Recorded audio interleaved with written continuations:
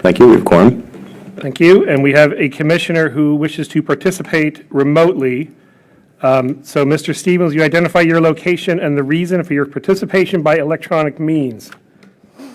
Yes, I am at home recovering from a bone fracture. I'm very sorry to hear that, Mr. Stevens. We need a motion to allow Mr. Stevens to participate. Mr. Chair,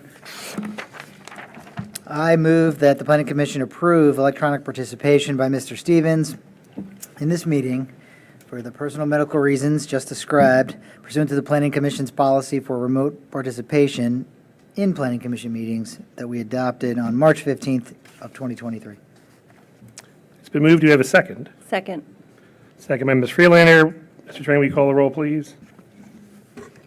Yep, Mr. Duncan, Yes. Ms. Friedlander, Yes. Mr. Krasner, Yes. Ms. Comont, Yes. Mr. Hyra, Yes. and Mr. Puentes. Yes. Thank you. Motion passes. Hope you heal better. Hope you heal quickly, Tim. Sorry to hear about that. Me too, thank you. Okay, so we have a full agenda. We don't have any speaker series tonight. Mr. Tran, do we have any petitions? Yeah, the Planning Commission received 4 written petitions for tonight's meeting. One from Patrick Connolly on the Bike Master Plan, one from Andrew Olson, also on the Bike Master Plan, Keith Thurston on the Oak Park Townhouse Site Plan, and Ken Portnoy also on the Oak Park Townhouse Site Plan. We read through those, they're very comprehensive, and all related to items that are on our agenda, so we'll revisit those as we go through. We have one major action item, a couple action items, but one major one, the CIP public hearing. Mr. Stoddard, I think I turn it over to you. Sure. Thank you, Chair. Members of the Commission, I'll introduce it briefly before I turn it over to the lead staffer on this one. I'm sorry, Mr. Stoddard, I should have asked, do we have any in-person petitions? I forgot to ask that. We have no in-person speakers, but I believe we need to adopt the agenda still. Mr. Chair, I move to adopt the agenda for the meeting. Second. It's moved and seconded. All in favor? Aye. Aye. Okay. Thank you for keeping me on task. Back over to you, Mr. Stoddard. Sorry. All right. Thank you, Chair. Members of the Commission, I'll introduce this briefly before I turn it over to the lead staffer, Caitlin Sobsey, for the full report. As you mentioned, this is a public hearing item for your fiscal year 2025 through 2030 capital improvements program. As I mentioned, this is a public hearing item for you all tonight, as well as staff is requesting that you take an action tonight. Just by way of timing, this was before you most recently at your March 6th work session, which was your most recent meeting. As you can see throughout the staff report, there have been a number of updates as well as additional information provided in your report and the attachments. Staff is recommending that you make a positive recommendation on the proposed CIP. You can see the proposed motion in the report. And to go back to the timing, as I mentioned, this was before you at your most recent meeting, and it is scheduled to go in front of council as part of the manager's presentation on the proposed budget and CIP at the council's upcoming meeting on April 1st. So with that, I'll turn it over to Caitlin Sobsey. Hi, good evening. I'm so used to being here late, I almost wasn't ready. I'm Caitlin Sobsey, CIP coordinator, as Paul mentioned. I'm back tonight for the public hearing and action on the proposed capital improvements program for fiscal years 25 through 30. Last work session on March 6th was a presentation of the proposed CIP, and tonight will be the public hearing to formally recommend the FY 25 through 30 CIP. There are some changes in the staff report that we highlighted for tonight, mostly updating the request and summarizing the work session comments and follow-up, as well as staff responses to the written questions provided by Commissioner Stevens. Staff has also provided some revised pages for the CIP budget book for tonight's adoption. Those were provided to you earlier tonight. I'm happy to answer any questions. They were mostly like clarification and sort of clerical revisions. There was one small change to the funding for the $600,000 request in fiscal year 25 for the stadium complex at Meridian.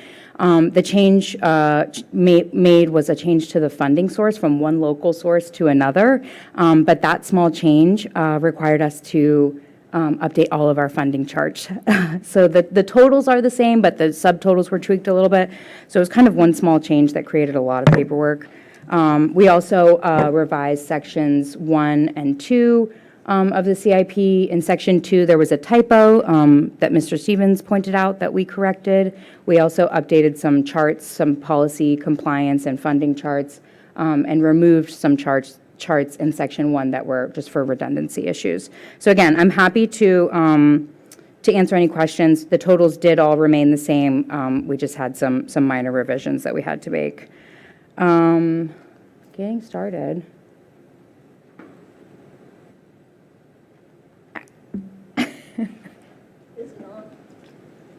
Should be on. It was just working a second ago. Jack says it was just working a second ago. May have to point it to the That one, right?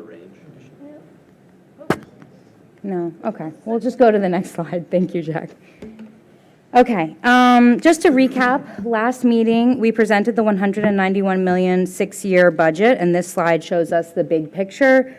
This was included in last week's presentation. The 191 million total is significantly larger than last year's budget, but we talked about how almost all of the key drivers making up the $38 million difference over last year are a couple of big projects, mostly in the out years, while the actual fiscal year 25 allocations are actually almost half of what they were in 24. On the next slide, this is an overview we provided summarizing the project uses and the project funding sources. We highlighted the program priorities of public facilities and infrastructure, sanitary sewer, as well as the continued investments in multimodal transportation. 65 on the right-hand side for funding sources, 65 million of the six-year total is grant funded, which translates to 34%. This year's CIP budget also introduces some new debt in the out years, a total of 61 million, which is invested in the public facilities and sewer programs. We'll also talk about, again, how the proposed CIP draws down 20 million of available capital reserve funding over the six-year plan to reinvest in public infrastructure and improvements. Next slide. We summarized the fiscal year 25 through 30 priorities with this slide, which demonstrates how Planning Commission input last year during the CIP kickoff work session reinforced our similar staff priorities as well as council priorities from their budget guidance. We talked in more detail about how staff delivered on some of those priorities, especially prioritizing alignment of staff resources and funding to improve CIP delivery and balance workloads with the operating budget request for 3 new project managers in fiscal year 25. We also have been making steady progress on implementing the energy action plans and prioritizing sustainability by furthering a couple energy efficient CIP projects, which were highlighted in section 7 of this year's binder, and expanding our staff in the grant management and environmental shops. Last meeting, the Planning Commission also emphasized the prioritizing affordable housing, which is what I'm going to talk about in a couple of slides. On the next slide, this last chart just demonstrates the proposed drawdown of 20 million in capital reserves. Again, the blue bars indicate the amount of capital reserves withdrawn in that fiscal year, and the green line indicates the total capital reserve balance without showing any future additions to the reserves, it just going down over that 6-year period and investing back into capital infrastructure projects in the community. Next slide. Now about affordable housing. In tonight's staff report, we provided a summary of the work session discussion on funding and long-term planning for affordable housing in the city, specifically in the CIP budget. A lot of research and coordination has been done in the last couple of weeks since that last meeting, and I feel like we can provide a clearer picture of the ongoing progress towards prioritizing affordable housing, and also on the issue of adding as a CIP program or not. On the first slide, I've provided an overview of what's going on in affordable housing from a programming and policy perspective. Also included in tonight's packet attachments were some reference materials. One of them is the first bullet here. It's the annual status of affordable housing report, which was presented by HHS staff to council in February.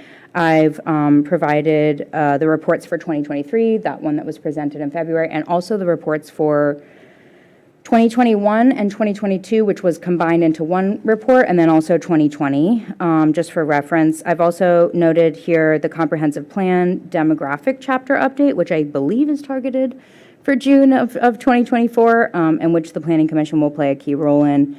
And then third, the affordable living policy update, which is underway now, but will kick off next month in April with the first meeting of the working group members.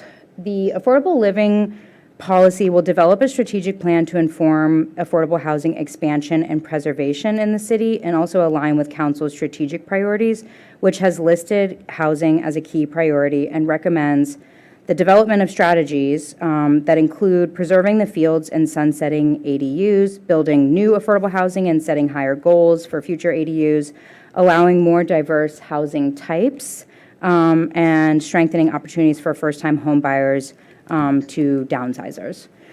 The Planning Commission has, I think the Planning Commission has already identified a liaison to assist with the affordable living policy update. So they'll be, play a key role in that as well. I've provided an estimated timeline for that here. Once the policy is adopted, Housing and Human Services, I should say that instead of HHS, I guess, but housing staff is planning to, is willing to provide a briefing to the Planning Commission on the new policy and talk long-term strategy. I also wanted to note the last update to this policy was done in 2019, and there was a study in 2020 that I just saw for the first time last week that identified strategies and recommendations, specific recommendations for affordable housing. Some of those include some of the stuff that we've talked about here, like dedicating funding and/or tax revenues to the Affordable Housing Fund, for example. And I've recommended to HHS staff that they provide that document with the, and provide updates on the recommendations.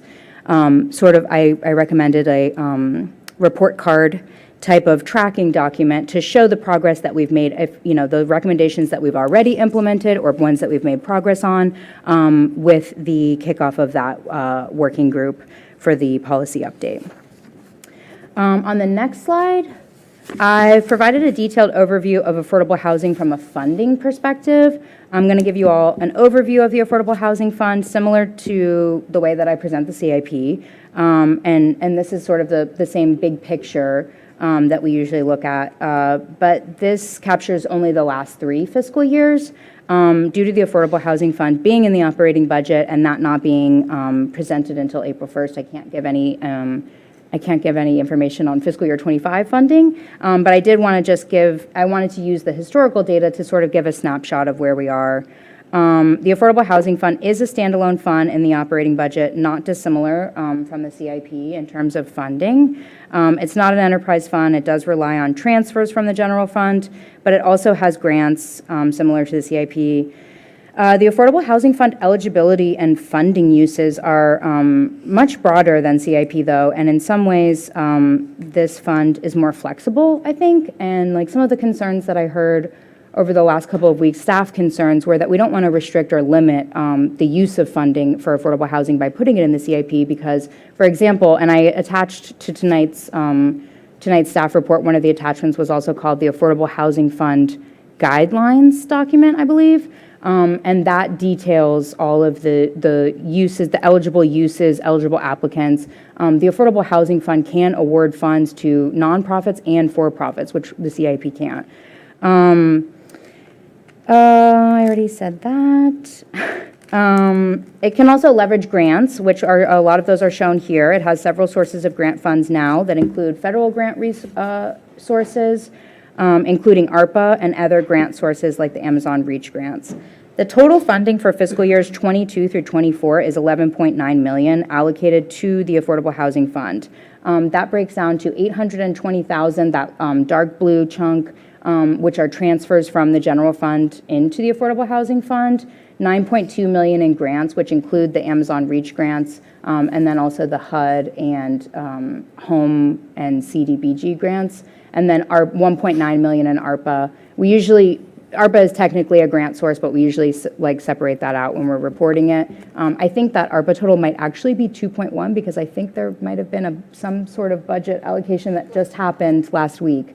But overall, we have about $12 million in the last 3 fiscal years. These funds are still being spent and are being invested into ongoing programs and projects, including supporting the unhoused, subsidies for teachers through the CCAU program, assisting first-time home buyers, and providing funding for the preservation and renovations of affordable units in Virginia Village. I want to note very clearly that this is only the Affordable Housing Fund, so this does not include funding for housing that may be appropriated in other areas of the operating budget. Like we have a public assistance operating budget. So it doesn't include some other affordable housing programs or benefits such as, it doesn't include tax relief, that's a big one. Senior living subsidies at the Kensington and Sunrise, financial assistance and vouchers or any other subsidies. It just includes, these sources and then the programs that I mentioned. So when you add those totals to this, you get a total investment that's substantially more than the 12 million shown here. Again, that's over 3 years. Lastly, the Affordable Housing Fund and the activities these funds are used for does not meet eligibility for CIP due to the current CIP definition of capital infrastructure investments and not aligning with the existing legal and financial eligibility, which is what Cindy has spoken to previously. All of these things make affordable housing ineligible for the CIP under our current policy. However, as the strategic planning progresses and the policy update progresses and specific projects are developed, those projects could be included in the CIP in the future. I discussed that a lot with staff over the last 2 weeks. I've also discussed with staff the possibility of keeping the Affordable Housing Fund in the operating budget, but putting it on a 6-year budget like we do in the CIP, so that we can see that that long-range strategic planning for funding and ensure that it's happening and that it's being prioritized. So this is my last slide. In summary, we want to assure you that the staff has heard the Planning Commission's concerns about long-term planning for affordable housing, and we want to show that the ongoing work and the real progress that's been made, and by staff, by the council, by the Housing Commission, and the working groups that are going to be meeting, and Planning Commission does play an important role in those developing strategies and policy work. And I think that's it for me. I'm ready for questions. Great. Thank you very much. I appreciate the responsiveness to the concerns last meeting, so thank you for walking through that. I think the process can be opaque sometimes, so thank you for kind of laying all that out. Before we go to the public, any clarifying questions or anything for Ms. Sobey from the commission? Mr. Trainer, we have anybody here to speak on this item? No, Mr. Chair. Well, let me just open it up then to commissioners for any questions, comments on the CIP. Mr. Duncan. Thank you, Mr. Chair. Thank you, Ms. Obsey. Very responsive to our meeting a couple of weeks ago, as the chair said. So let's say we look through this opaque process down the road, I don't know, 4 or 5 years. Where would the place be, a picture being worth 1,000 words, where we would render for the public to see a picture of a building or buildings dedicated to affordable and deeply affordable housing somewhere in the city? I'm struck by the rest of the document, which shows pictures of the things that we're aiming to get accomplished, the things that we're planning for. And there's no corollary to that I've seen yet, even though there are a lot of jurisdictions in nearby areas who are building such buildings. And in fact, our partners in Fairfax are actively building such buildings. Am I out of bounds here, or would it be possible for us to, somewhere along the line, show what it is that we're aiming for? It's easy to have an ADU in a new building. People understand that, I think, but I'm not sure people do understand the possibilities of and the efficiencies of building a modern facility on a location like Virginia Village or the Fields, or substantially upgrading what's there now when the time comes for that to happen. I don't think it's an unreasonable request that you're making. I think Housing and Human Services staff would probably have to provide a more in-depth answer to provide you with what you're looking for. I mean, I think in in providing the overview of what's going on and where we are now and what we've done, it was clear to me that there has been a lot of progress made. Probably not a dedicated building, to your point, but the Virginia Village units, that the city has been working to preserve and renovate. I know, like in talking with HHS staff, they mentioned, I think, another 99 ADUs coming online in the next 3 years. So I think the request to see all of that and to see a picture and what that looks like is reasonable. I don't think it's one that I can provide you as someone who doesn't work, every day in that subject and in that department. But I think that that's something that you can anticipate, seeing and receiving during the policy update and in future presentations from HHS staff. That's, yeah. We've talked a lot about that as well, as like how to present sort of a detailed overview of everything that's going on, and including the future, recommendations that were identified, and probably more recommendations that will be identified in the next policy update. So, yeah. Thank you. I understand your position in the drama that we're Yeah. trying to unfold here, and it's obviously beyond any one person's control. I've been chasing around to various housing meetings and so forth for many years, and we've accomplished a lot, but there's still a lot more left to do, and the clock is ticking on some of the things that we accomplished some years ago. And I guess that leads me to my other point, which is related but not directly on that, which is how do we measure progress here at the Planning Commission on the CIP? I know that the quarterly reports that the council asked for and now receives were well received as a organizational initiative. Yeah. Is that done here? I mean, do we get like a quarterly update on how things are coming on the CIP, the projects that are green, the ones that are yellow, the ones that are red, the ones that looks like we're not going to get to? Is that part of what you do for us? Yes, in the past, we have provided regular updates. I don't know that we've done them quarterly, but we do try to do at least a few a year updates on the CIP. I think that that's also something that, the boards and commissions and council can request as part of that affordable living policy update. Is I think that you can ask for a future process that provides you with those regular updates. It seems like that's probably what we're looking at doing in the future.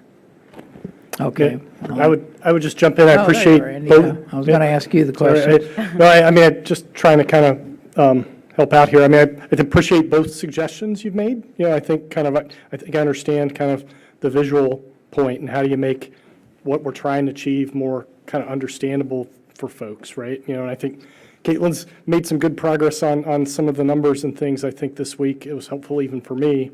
But so I think understand the kind of the visual element of how do we make something like the picture of the property yard kind of reflect kind of where we want to go with affordable housing. So we could definitely take that one away. And then, to the extent the Planning Commission wants a quarterly update, I mean, I think that's something we can take back with Jack and Paul and staff can work on that if that's something you all want to incorporate into your agendas in the future. So.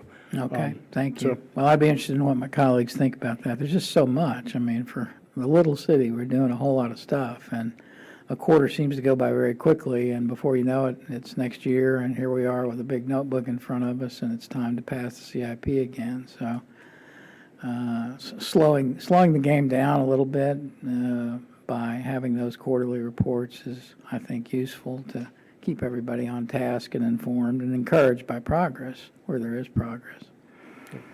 Okay, well, thanks for. And I think sorry, Cindy. I think the main takeaway from the last meeting that we got was there's a very real and legitimate concern about the strategic and long-range planning for affordable housing. And so we've taken that back, and we've talked a lot, with multiple departments about how to do that, what that looks like in the future. It seems to me like it is already happening, but so we're working on improving, how we present and how we communicate that out to the public. And I think that speaks to your point of like, yeah, we need to see what it looks like. We need to see some visibility. So yeah, that definitely is noted. And I was just going to add for the CIP specific, then the traffic signals, as you recall, prior to the current council 2-year work plan, we were doing CIP only snapshot updates. Then council merged their work plan items, CIP and non-CIP, into one report. Now that council has reframed how they're doing their priorities and it's not a work plan, it doesn't have CIP projects in it, so we will be looking back to how to present CIP updates, and we can take back, as Andy and Caitlin said, the concept of quarterly. Okay, thanks to my colleagues. Thank you, Mrs. Duncan. Any other questions, especially on this topic, on the affordable housing piece? We had a lot of discussion last time. Mr. O'Hara?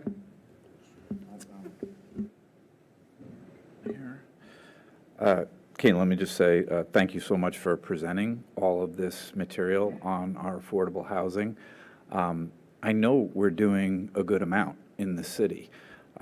We've got many moving parts that are happening in different departments of our city, but it would be nice if we consolidated that, if we had in the CIP the affordable housing program on a financial level, right? There's something, the CIP is all about finance. It's all about our long-term planning for projects that we are going to get money for, and we are going to plan to get money. So it seems like what you've presented is some money, but 12 million is a drop in the bucket for what we need to improve on the affordable housing front.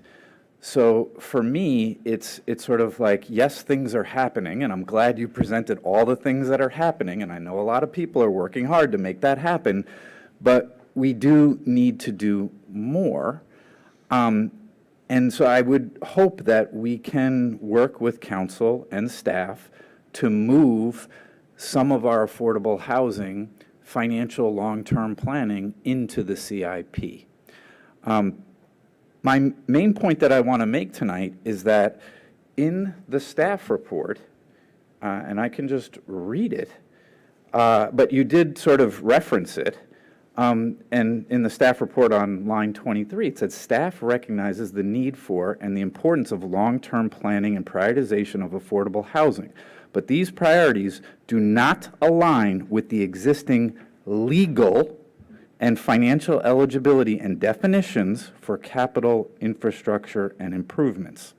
So I've constantly heard that there is a legal reason why affordable housing is not in the CIP. We are in the Commonwealth of Virginia. There are other municipalities that have in their CIP affordable housing financial long-term planning. Alexandria is one of them, and I was a planning commissioner there, and we had somebody come at the end of the year from Charlottesville and present how they also have it in their CIP. So I'm not sure whether there's some legal or policy that our municipality has, and if there is, what I'm advocating for is that we, the planning commissioner, staff, and city council work to change that. Because there's nothing stopping us from putting affordable housing in the CIP from the Commonwealth of Virginia and the state statute. So I am a little concerned that legal eligibility is being used as a rationale from city staff for why we don't have affordable housing in the CIP. It is a policy choice. It is not a legal limitation. So I want that to be known and stated, and I am actually, I don't know what the right word is, but disappointed in that legal terms and legal rationales are being used for something that's not legal. It's a choice. It's a policy choice that we all have, and there's no legal thing stopping us from moving affordable housing into the CIP. And I think we often hear these myths about why we can't do affordable housing. We don't do affordable housing because we make choices not to do a lot of affordable housing in our municipality. There is nothing legally stopping us from doing more on the affordable housing front, and in the staff report is a legal rationale. So what I would like is that legal term to be taken out. It shouldn't be there, and we shouldn't be replicating a myth of why we don't do affordable housing. It's a policy choice. And because I think we're replicating myths in our staff reports, it is very hard for me to vote for this CIP. And if we don't move, which I don't think we are going to move affordable housing into the CIP, I do not want to vote for the CIP. I've been brought here to work on the Planning Commission to try to advocate for affordable housing. That's what I've done in the 3 years I've been here. That's what I will continue to do. There are a lot of things in the CIP, like the baseball field and all these other things that I love that our town does and supports. But we don't do enough on affordable housing. And that is the reason why I cannot vote for the CIP. Thank you. I want to respond. I think that the word legal specifically references the city charter, which is a legal code. So that's the only, I believe that's the only legal code that we're referring to when we use that word. I hear you that's sort of, yeah, there aren't any state codes that I'm aware of that prohibit us. It's just that city charter and code, but that is a legal document, so that's why I use that word. I think it's other things too. It's also, it's that city, it's the charter, it's also the things that we don't have, like the Public Housing Authority, which other localities do and are able to fund affordable housing in the CIP through that vehicle. I think all of those things are going to be, I imagine they're going to be up for discussion with the Affordable Living Policy update, and I think that as members of the Planning Commission, as City Council members, all of the boards and commissions, and anyone in your position, I think that you have the ability to have input on those policy decisions and those changes that you want to see in the future. If that's what the city wants to do and wants to invest in, and we do want to own and operate our own affordable housing, then we can, but we have to update the policy and update the charter, or under the current structure. Yeah, I hear you on that front, and I just want to respond, and I think I said this last meeting. We don't have a housing authority. We have an economic development authority, and our economic development authority has utilized city funds and has purchased affordable housing. So we don't have a housing authority, but we have an authority that manages, buys affordable housing. So again, I feel like we're using, well, we don't have the infrastructure. We do have the infrastructure. We just don't utilize it in the way that we could. But again, to say that we don't have a housing authority and that's why we don't do what we need to do, we have an authority that can do everything a housing authority does, and we are utilizing it like a housing authority for Virginia Village. So again, I don't want to take up too much time. I don't need to have a back and forth. I think everybody understands my point and my stance. I do. And I hope that, we all work together to maybe in the next year, move this housing, affordable housing, into the CIP. I do. Just for clarification, I just want to make sure, I did not mean to imply, if I misspoke, I'm sorry. I did not mean to imply that the lack of a public housing authority is the only reason. It's one of them. Yeah. Do you have, Ms. Messer, do you have anything on that? I think the closing was right. We're going to work together, and I think there's a lot of opportunity to move forward with the policy, so I appreciate the advocacy and the dialogue. Other commissioners? Mr. Stevens, how about you? I have another topic, though. It's not housing. So if somebody else has something on housing, they might want to go first. Anything else on housing before we go to Mr. Stevens? I mean, just, this is something I think most people know. I mean, the charter is not this, it's not the U.S. Constitution.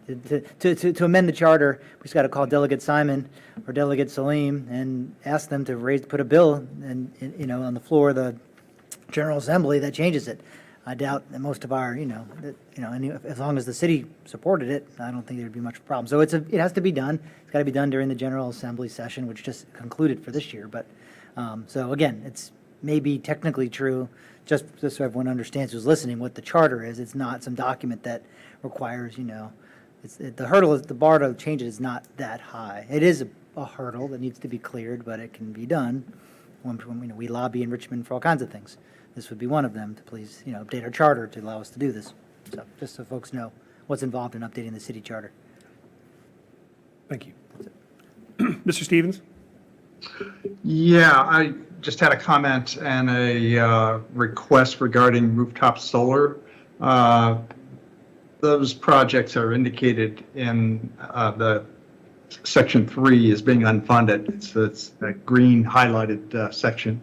So my understanding is that the approach that staff would like to take is, first of all, to start out with a technical inspection of the various buildings in the city that might be candidates, and to have the results of that inspection before looking for specific funding. So I think that makes sense. What I'd like to propose doing is kind of indicate in our motion our preference to see this happen on a program basis, and to request that council come up with funding for those buildings that turn out to be good candidates. And by good candidates, I mean not only just in terms of the technical ability of the rooftop to accept it, but also from the financial standpoint, that the combination of rebates and utility savings will result in a very good and acceptable rate of return. So I've got some language that I'd like to suggest replace item number 2 under the furthermore part. When we get to the motion, I can either read that out now, and I've shared it with Mr. Trainer, or I can wait till we get to the motion stage. Let's hear what you got now, and then we'll revisit later. Okay, so what's there now is just it starts out procurement and installation of new renewable energy facilities and so forth. What I'd like to replace it with is, for rooftop solar projects without funding, we encourage staff to proceed with individual building technical assessments on a timely basis, and that council designate funding for buildings where PV systems produce acceptable returns based on rebates and utility savings. You provided, Mr. Trainer, you have a copy of that, so be in to account.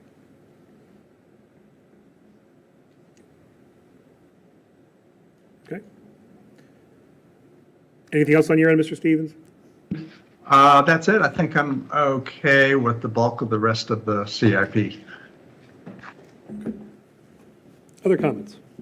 I can go next since mine are up on the screen. I just wanted to follow up on a couple of items that I raised in the work session. One, the plans for the property yard at Gordon Road Triangle. I feel like those need to be grounded in the West End small area plan that currently exists and the vision that the city has for that area. And I'm not confident that that small area plan is being taken into account in those plans. I also want to ensure that there's a public discussion about those plans. It's a pretty large investment for the city, so it should be something that the public is debating. And then the other is, and I've sent Mr. Trainer some proposed language for the motion for that. And then the other item is I asked for maybe a little reorganization of the CIP. There are a few different items that are kind of stuffed into various chapters that don't really belong there. The Main Streets initiative and some of the other items, investments in our planning opportunity areas. And so I'd like for us to recommend that we stand up a new economic development section of the CIP. I think this would help the public better understand the document and what the purpose of these different programs are. So those were the two recommendations I had, and I sent language to Mr. Trainer. And that reorg is for future CIPs. Other comments? No, I mean, no, I would just compliment staff, Ms. Sobsey, for doing an excellent job putting this together, presenting it in a very cogent and professional manner. And again, I've been through many of the presentations over the years, and they're always good, but I really appreciate the work you do to put this together and respond to our comments, even some of our difficult comments. I appreciate your professionalism in producing the report and providing it to us today. So thank you. Thank you. Yeah, I agree. Again, just looking at the materials for the meeting tonight, obviously reflected a lot of thought, given the meeting that we had a few weeks ago.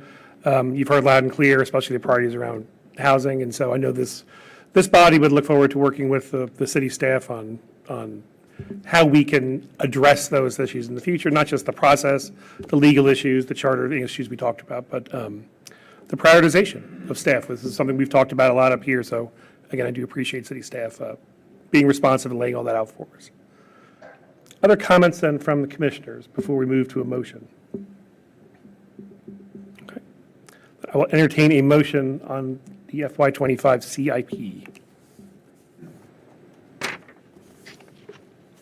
Who wants to go? It's a long one. Who's got the breath? I can do it. It's a long, turn my mic on. Mr. Krause. It's a long one. The long ones are always intimidating, but no, actually, this one isn't too bad. It's an important one, so that's why it's long. All right. Well, Mr. Chairman, I move that the Planning Commission recommend that the City Council approve, pursuant to Section 6.19 of the City Charter and Section 17.08 of the City Code of the City Code, the fiscal year 2025 to 2030 Capital Improvements Program, CIP, as presented on March 6th and March 20th, 2024, as summarized on the CIP notebook pages 3-1, 3-2, 3-3, 3-4, 5, 6, and 7, based on the following justifications. Number one, the CIP is consistent with the adopted comprehensive small area and master plans. The CIP provides both investment in new and reinvestment in existing facilities and infrastructure. The CIP aims to balance investment needs with funding resource opportunities while also considering limited staff resources. Number four, the CIP complies with adopted financial policies. And number five, the CIP maximizes the use of grant funding, especially for transportation projects, and strategically uses local funds. Furthermore, the Planning Commission recommends future CIPs include programming and funding for, and I'll read these as staff's prepared them, and I guess if we want to tweak them, we'll talk about it. The preservation of existing and expansion of new affordable housing consistent with the adopted comprehensive plan, Chapters 1, the vision, Chapter 10, housing, and Chapter 10, housing, a complete community. Number two, procurement and installation of renewable energy facilities consistent with comprehensive plan, Chapter 5, environmental sustainability, environment for everyone, and government operations energy action plan. Number three, protected bike lanes consistent with comprehensive plan, Chapter 7, transportation, mobility for all modes. Number four, expansion of efforts to remove obstacles in sidewalks, such as utility poles, etc. And number 5, an updated watershed management plan and climate resilience plan to guide stormwater and green infrastructure investment consistent with the comprehensive plan, chapter 5. That is my motion, Mr. Chairman. It's been moved. Do we have a second? Second. Mr. Freelander, a second. Before we move to a vote, I know we have some amendments. Do we do that now for the, okay. Mr. Stevens, you want to start off? Yes, so I'm recommending that under the furthermore section, the second paragraph where it says procurement and installation of new renewable energy facilities, that you substitute the following language. For rooftop solar projects without funding, we encourage staff to proceed with individual building technical assessments on a timely basis, and that council designate funding for buildings where PV systems produce acceptable returns based on rebates and utility savings. Is that acceptable amendment to the motion maker? I accept that. And the seconder? I accept. Other amendments to the motion? I can read mine. I'd like to add to our recommendations to support the city's future vision of a cohesive Gordon Road Triangle neighborhood as outlined in the existing West End Small Area Plan. Investments in or changes to the property yard should follow recommendations for urban design, street network, and utilities as outlined in the West End Small Area Plan and be subject to public review and discussion before they are finalized. And then the second, or should we do these one at a time? One at a time? You can do it at the same time. Okay. Keep going. The second, to support public understanding of the CIP and flexibility of cross-functional programs, a new economic development section should be added to, let's say, future CIPs and include the proposed Main Streets program, placemaking, gateway, and public art investments in planning opportunity areas, and other future business improvement programs such as facade upgrades or outreach coordinators. Thank you. You accept the amendment? I accept that amendment. Seconder? I accept. Okay. Would those be numbers 6 and 7 then to the recommendations? Okay. Okay. Yes. And the last one on economic development, I just want to ask, it's a should be added and, right? Because I need to make sure that we can. So I don't It's a think. should be. It's a should. recommendation. Okay, thank you. Okay. With those amendments, I guess we'll do a roll call vote. Mr. Trainer? So I just want to clarify, this is the final language that we've all supported with the should be. Is there any wording that needs to be? It's in there. Second line there, should be added. Oh, okay, I just missed it. Thank you. Okay, for the roll call, Mr. Duncan, Yes. Ms. Friedlander, Yes. Mr. Krasner, Yes. Ms. Comont, Yes. Mr. Hyra, No. Mr. Puentes, Yes. Mr. Stevens, sorry. Yes. Thank you, the motion passes. Thank you very much. Thank you, staff. We get a lot of attention for a lot of the building projects, things that come up. This is one of the most important things the commission does. So thank you for all your work and everything you put into it. So, Thank you, guys. all right. Moving on, item 6B. We keep pushing this one off, but the review and update of boards and commission liaisons. We have a full slate of commissioners now, and I think we wanted to just make recommendations or suggestions for others. Folks want to move some things around. Mr. Duncan, if you wanted to pick something up. Anything else on that, Mr. Stoddard? No, you're exactly right. So the group did identify the liaisons for these various groups. You've had a new member join since that time, and so it's customary for you guys to revisit the topic. One sort of clarification on this chart, the Economic Development Council now meets on Tuesdays, not Thursdays. So just wanted to identify that. Okay, so I guess any comments any thoughts or suggestions from the commissioners? Mr. Duncan, is there anything that you Well, I should. have a burning desire to take? I should start probably just by saying some of you appear to be doubled and tripled up. If there's anything that somebody wants to move away from, I'd be happy to fill in that spot. How are we feeling? Anybody? have something we can't give up, maybe something during the day. I know a lot of us are working during the day. Maybe there's something we can share the wealth.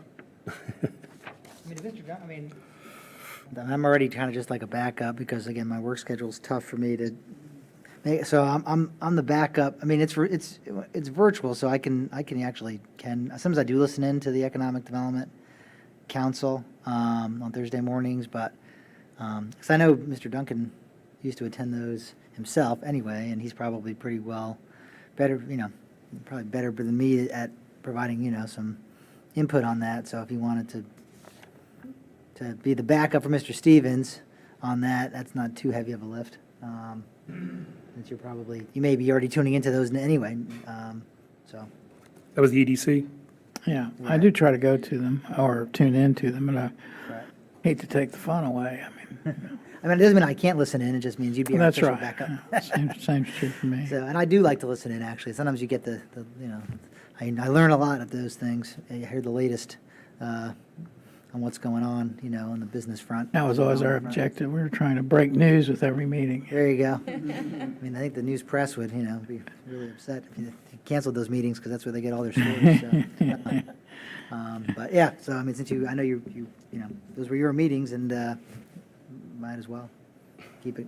Well, you can put me on there as the backup if you'd like. Okay. Anything else? Is there, now that the screen's gone away, is there any committee that's gone unclaimed? If anything is unclaimed, Like there's a name against everybody? I mean, Mr. Stevens has, a bunch. that's what I was looking at. Maybe Yeah. Did we lose Mr. Stevens? he does. He's always, I don't know if he wants to give up his title as. Yeah, I think we might have lost him just with this. I mean, he's known for attending more meetings than any other citizen. And I don't know if he wants to give anything up because he might lose his title, but if he wanted to. Commissioner Duncan, I'm sure, those may be some options like the AAB or the Arts and Humanities. But we'll wait for him to rejoin us to chime in. Let's hold off on Mr. Stevens for a second. Any others, though? I mean, I have these two historic-related ones, but they meet concurrently, but I think they're mostly doing similar things. So if there's any space there, but Mr. Duncan, you'd be welcome to make your triumphant return to the CACT if you like. I believe that was where your service to the city began these many years ago. Sounds so glorious the way you put it. I'm also happy to continue No, I think serving you as should liaison. continue. You should continue with that. You're the future of the city when it comes to that. Not to try to slough off work, but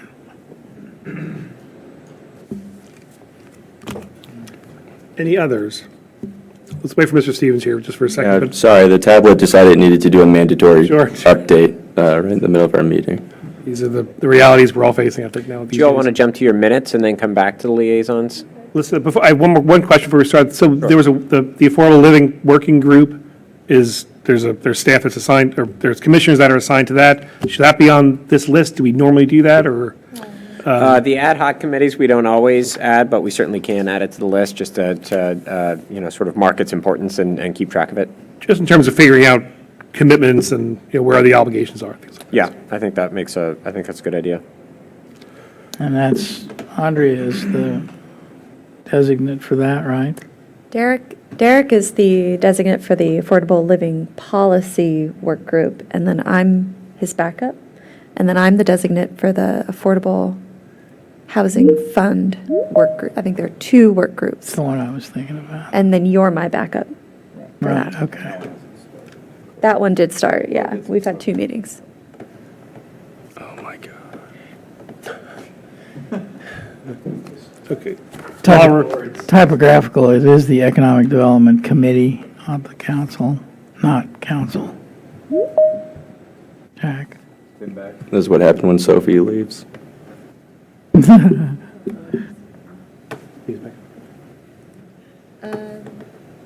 Mr. Stevens, are you with us? It could be with a control board there. While we're working on, let's table this just for a second and move on to, we have some meeting minutes we've been pushing off. Let's start with Planning Commission meeting minutes of February 7, 2024.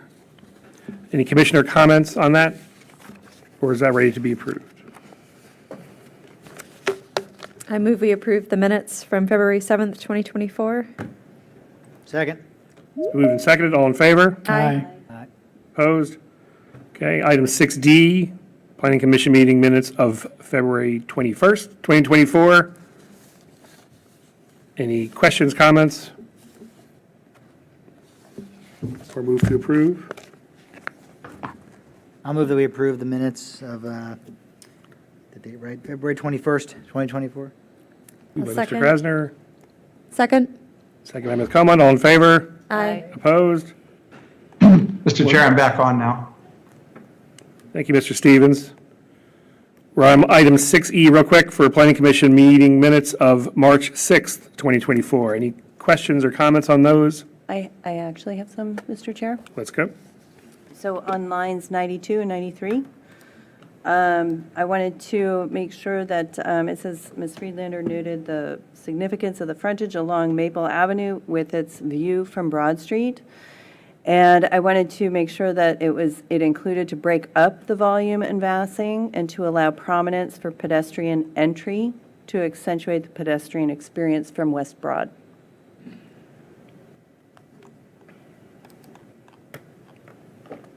Got those edits? Yeah, thank you. Thank Recording you. too. I know it's recording, I just want to make sure. Thank you. And then on lines 94 and 95, I noted that the ground level daycare uses may negatively affect the transparency at the sidewalk. Not how it's worded right there with the spaces transparency. It's a different meaning. Then on 96 through 99, I wanted to note that the Community Energy Action Plan, I wanted to make sure that they noted the energy goals stated in the Community Energy Action Plan and requested that they make a commitment to solar energy in alignment with the CEAP, not just to be solar ready, which is two very different things in construction.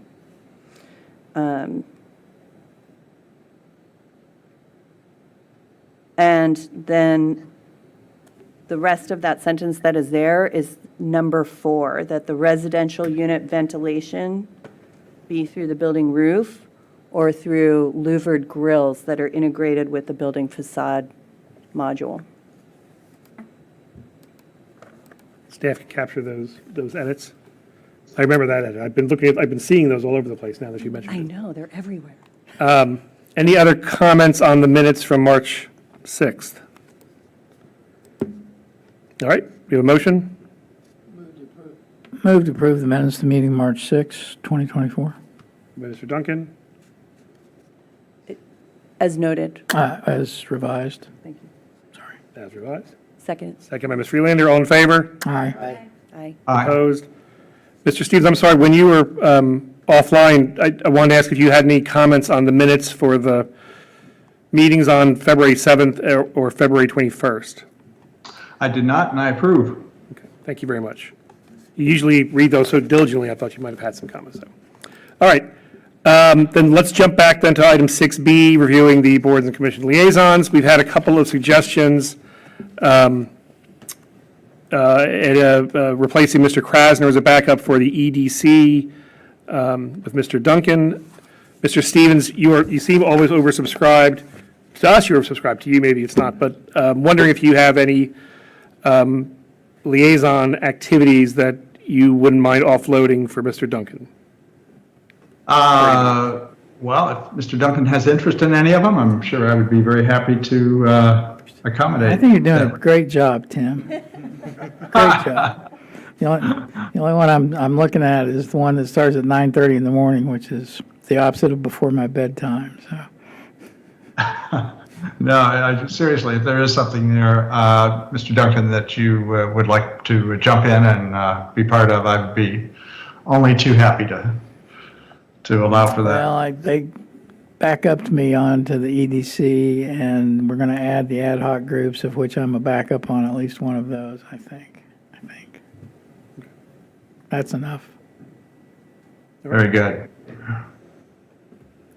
Any other comments? Any other suggestions?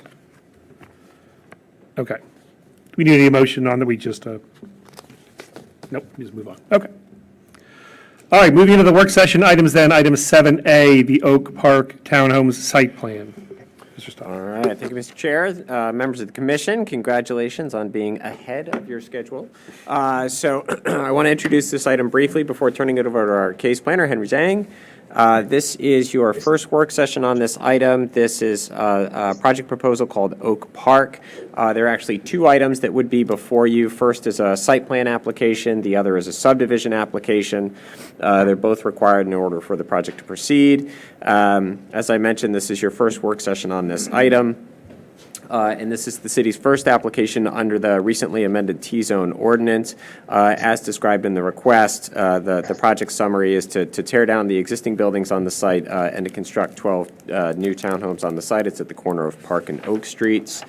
Staff, you can see the recommendation, a few key recommendations for you all to consider in the recommendation section. But before I give away any more of the story, I'll turn it over to the case planner, Henry Zhang. Thank you very much, Mr. Stoddard. Good evening, Mr. Chairman, members of the Planning Commission. My name is Henry Zhang, Principal Planner with the Planning Department. Line 6, I will just start it with the staff report. The Planning Commission is requested to hold a work session on this two related application, as mentioned by Mr. Stoddard, site plan, and then subdivision, including the consolidation and re-subdivision for the proposed Oak Park Townhome project, which is located at southeast corner of Park Avenue and North Oak Street on application by Madison Homes, which proposed to demolish the existing single-family detached structures and then construct 12 new townhomes. The same site was in front of Planning Commission last year for a daycare center. The site has approximately 0.36 acre of the land in the T1 zone, surrounded by two sides by the existing hotel and the parking garages. And then on the other two sides by the roadway, one is the Park Avenue, the other is North Oak Street. Staff has completed the review for this first submission and finds that the project meets the zoning requirement of recently adopted T1 zone. Please see the table on page 5, which under the zoning analysis discussion, line 113 to 133. There's no waiver or variance or any kind of relief has been requested. So they basically design everything within the zoning requirement. Line 22, site plan and subdivision plans generally address city's code requirement for site plan and subdivision.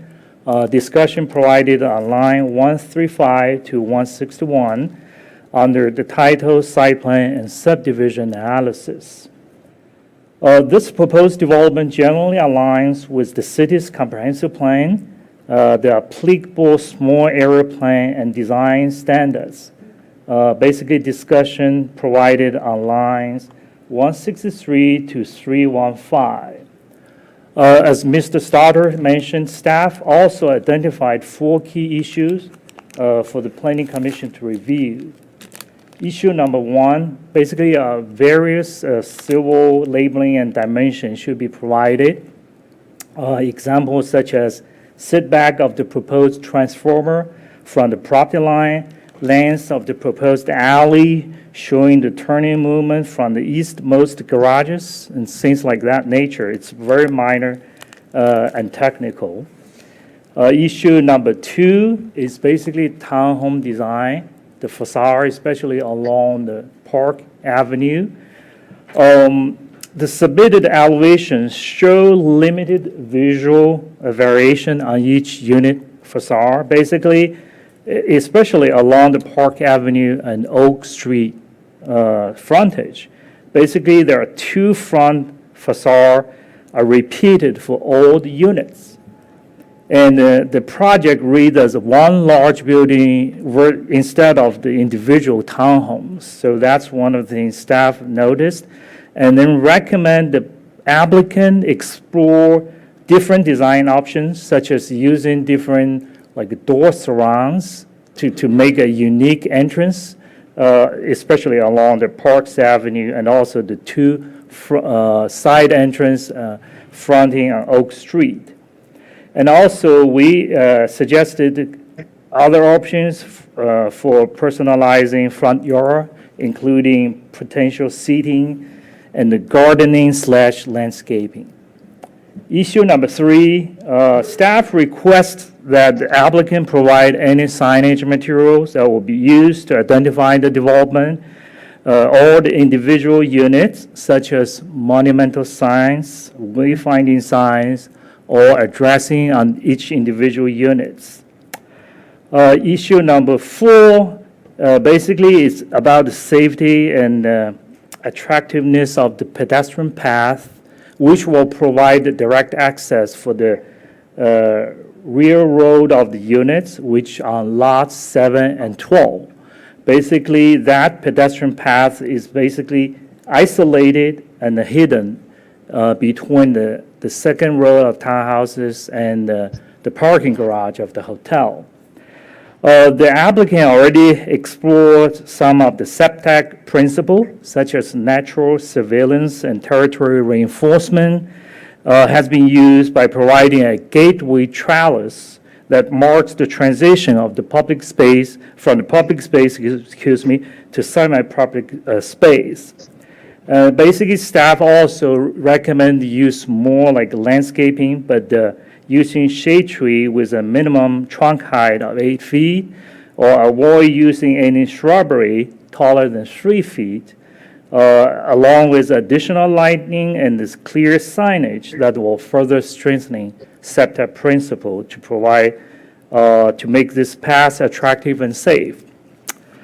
I'm going to line 317, board and commission comments.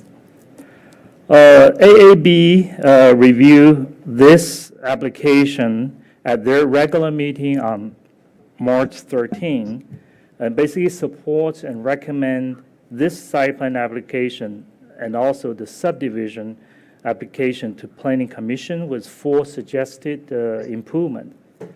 Their findings and recommendations are included in the attachment of this report.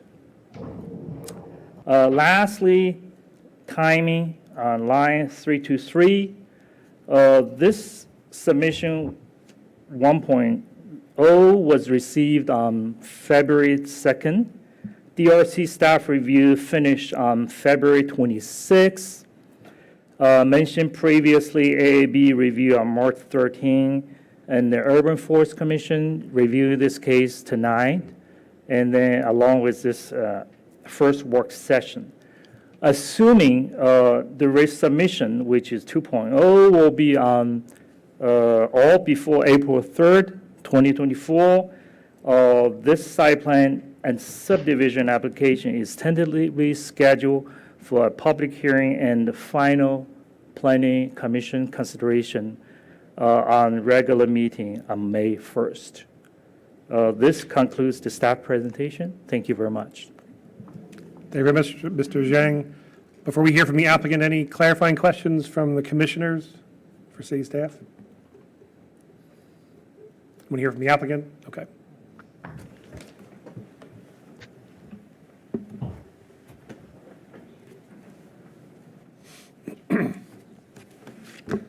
Okay. Good evening, Mr. Chair, members of the Planning Commission. First of all, thank you to Henry Zhang and staff for their work on this. My name is Andrew Rosenberger. I'm with Madison Homes. I'm joined with others from Madison Homes, Russell Rosenberger, Mark Westmoreland.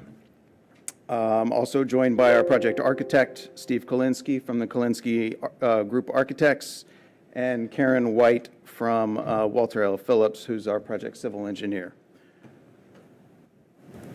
We're excited to be here. This is the first full day of spring, and we're excited to present our application, which, as was referenced before, is the first site plan application submitted in the T1 zone since the ordinance has been updated late last year. So next slide, please. So this is a site plan, just to orient you. The two parcels here are located at 711 Park Avenue and 104 North Oak Street. Park Avenue is at the top, which is the north. North Oak Street is to the left, which is the west. If you look at the property, what we're proposing is 12 detached townhomes that are all fee simple. There are 6 fronting onto Park Avenue. There are then 6 fronting onto what will be a private mews, which Henry mentioned, on the south end. And all the units will have vehicular access from a common alley, which is accessed off of North Oak Street. Next slide. So the project was designed to be compliant with the revised T1 zoning ordinance. As Henry mentioned, we are not seeking any variances or waivers from the existing zoning ordinance. The site is 0.36 acres, which results in a density for our 12 units of 33.3 units per acre. Now, per the zoning ordinance, at a density of between 14 and 34 units per acre, residential, including townhomes, are permitted as a matter of right, subject to 2 items. One is that the maximum average unit size be less than 1,500 square feet of net floor area. We are at 1,402 overall, and none of our units are in excess of 1,500 square feet. Second is that there is no requirement for affordable dwelling units to be located on site. We did look at multiple scenarios that increase the density and would provide affordable housing units on site. Quite truthfully, none of them worked in increasing the density. As you can see, we can't fit any more townhomes on the site. It would require going to a different product, which really made it infeasible. So we were not able to increase the density and get affordable dwelling units on site. The maximum building height is 45 feet or 4 stories. And then there is a 10-foot setback above 40 feet in height. And you can see that somewhat here in the bottom right. You can see it better on subsequent slides. That applies to the Park Avenue frontage, and it applies to the North Oak Street frontage, because they're opposite, across the street from residentially zoned properties. We have also, as you'll see later in slides, we've carried that around to the southern boundary as well, so that there is some uniformity of look there. And then from a parking perspective, each home will have a 1-car integral garage. So we are meeting the parking requirements. And we are also meeting the building setbacks in the front and the side yards. This is a corner lot, so we do not have a rear yard. Next slide. So this perspective is basically, we're standing in the intersection of Oak and Park, looking toward the southeast. I'm going to hand it over to Steve Kalinsky, who's our project architect, in just a little bit to walk you through the architecture and the design thought process. But I just wanted to reference a couple things on this. First, we are meeting the city streetscape standards, which were established for this property based upon the adopted street standards for the daycare application. So we're essentially copying that. It calls for 6-foot sidewalks along both Park and North Oak. It doesn't show, that detail doesn't show here, but they are brick banded sidewalks. So we will provide those as well. And the other item I wanted to point out here, and it shows better on subsequent slides, but I wanted to address it first, is all of our stormwater management is being handled through bioretention planters. And if you look closely, you can see one in front of each unit, both along Park and along the southern end. So each lot has a bioretention planter on it that accepts the water from the roof terrace. So I just wanted to point that out, but at this time, I'm going to hand it over to Steve Kalinsky with the Kalinsky Group Architects, who can walk you through some of the architecture.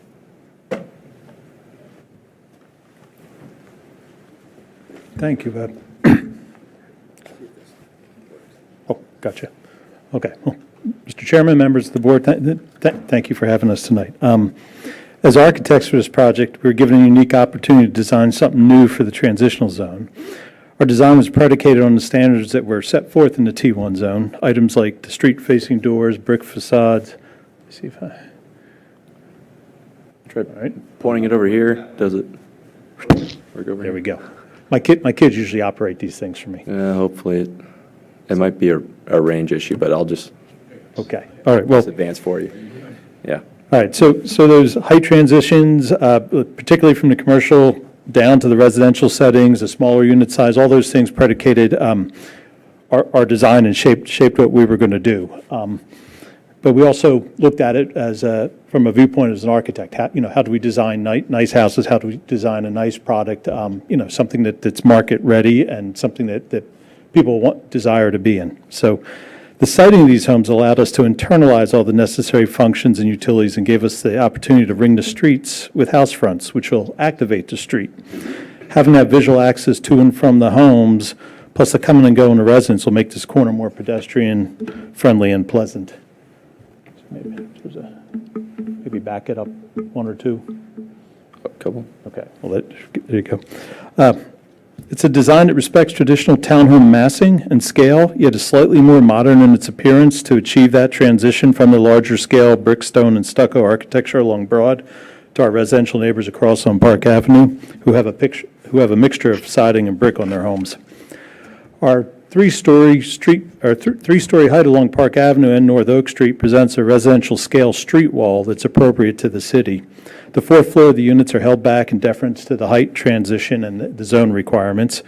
This allows us to utilize that roof space for the residents so they have their own private outdoor retreat. Having a alley garage access doesn't give us a backyard, so we have personal outdoor space for people.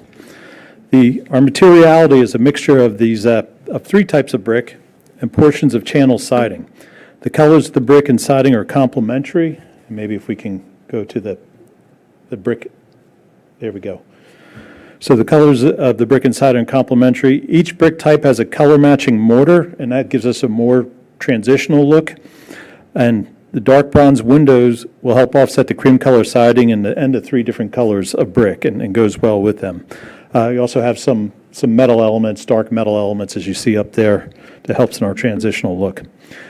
All of our street-facing elevations are brick, with the exception of the projected bay areas, which add texture and some facade relief.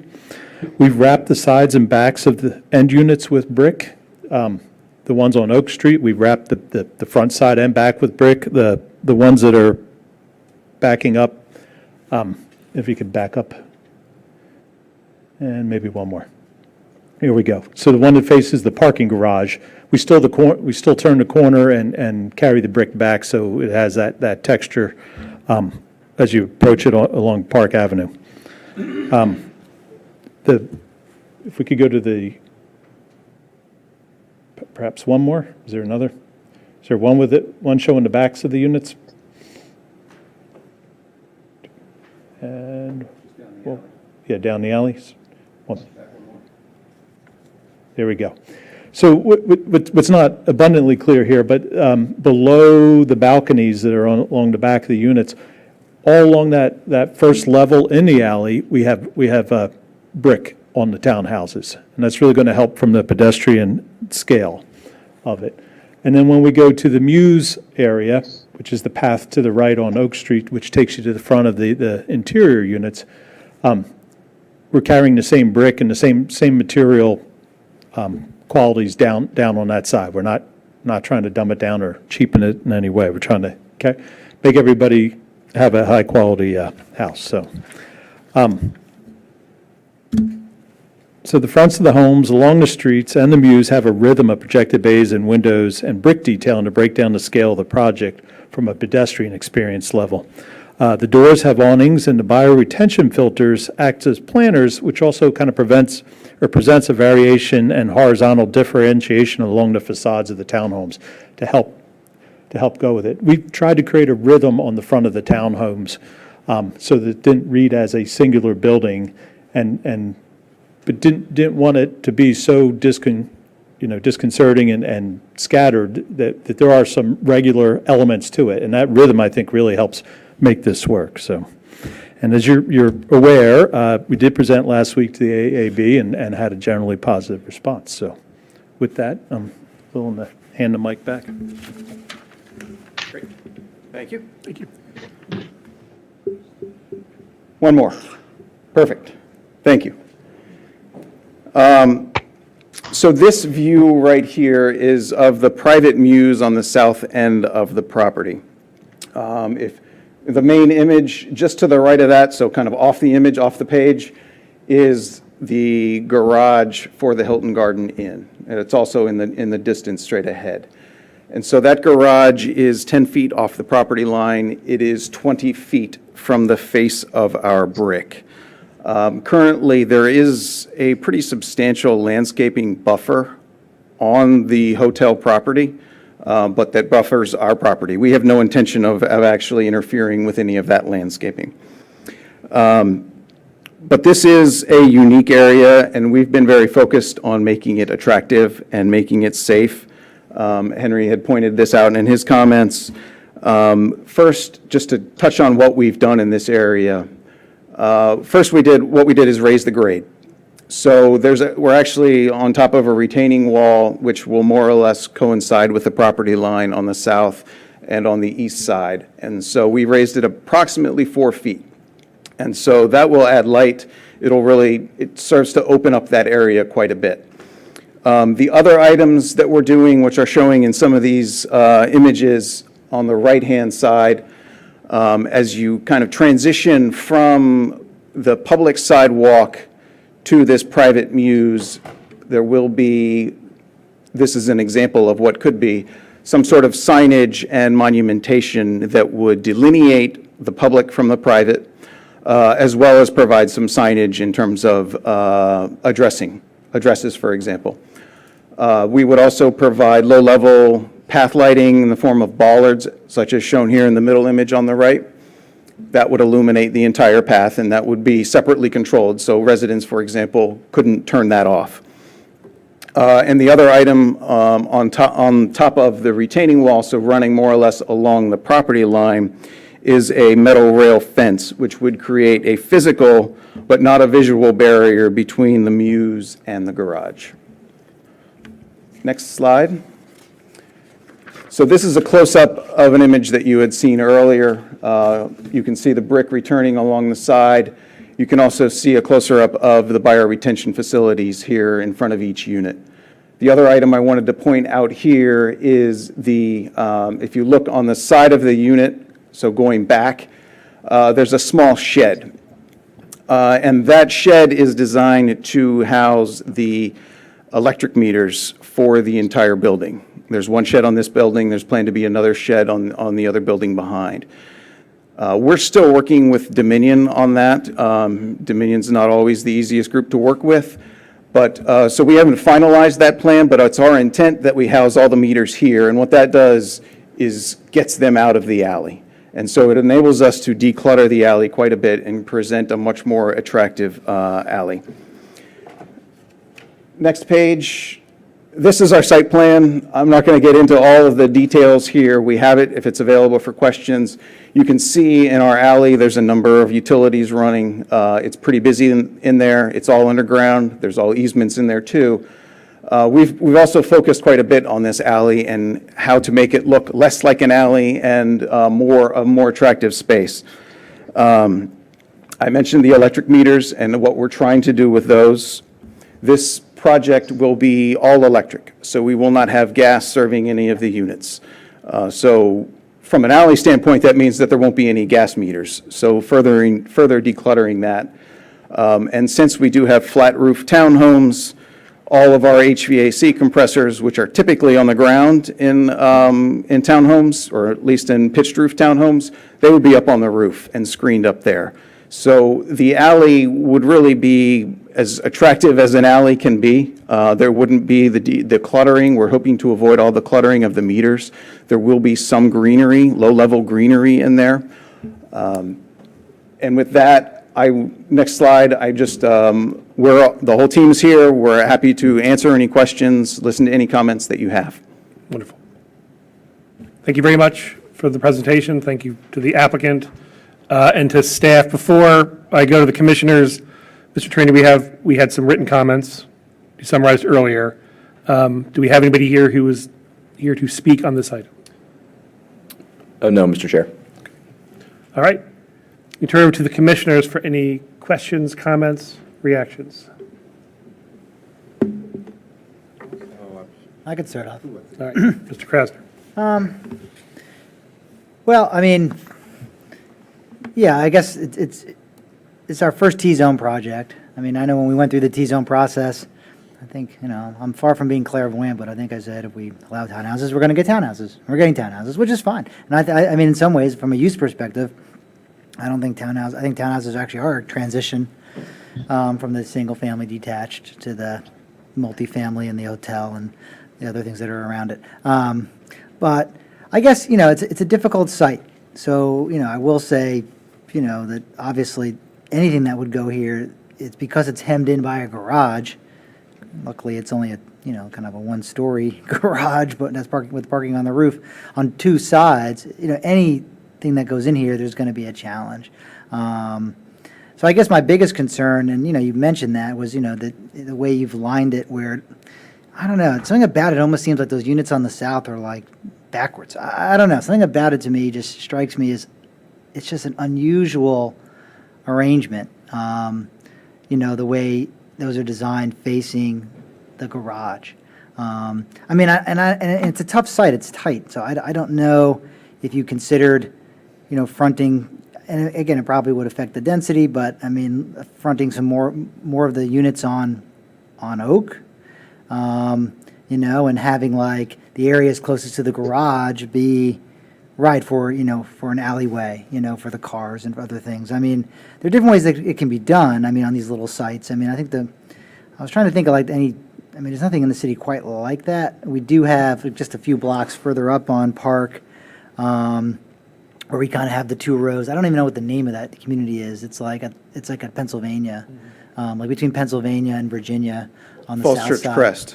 Crest, yeah. Yes. Okay. And that was a Madison Homes project Okay. from Right, so 2000 or so. Right, so that also has two sticks, running, like that. But in that case, you have two alleys, for the parking, which are really minimized. You don't really see those actually. And then you have a nice green area in the middle, which is a common space that those units share. Whereas here, there's nothing like that. So I'm thinking, from like a livability standpoint, I know we don't have any requirements for like privacy yards or anything like that as part of the T-zones. We didn't really, get into that level. But, especially those southern units, it just seems like there's such a disparity between, like the experience of living in the units along Park and the ones that are, like I said, are like facing the garage. It's almost like, it's hard to tell, like I said, which way is the front, which way is the back. And it's just, I don't know. And I don't know what other ideas you looked at. I mean, I know you mentioned what you're doing to that space. I'd love to see a rendering. I know, your drawings don't show the garage. I mean, it's kind of out of the frame in all of the images. And it'd be great to see more. I mean, you mentioned there's an existing buffer there. There are some shrubs, which, but I'd be interested to see like how you're dealing with that, given the height and, because you mentioned, right, the concerns about light and, the fact that it's going to have a very confined feel between, in that area. And if that's the main entrance to those units, it just doesn't present a very attractive, kind of design, in my opinion.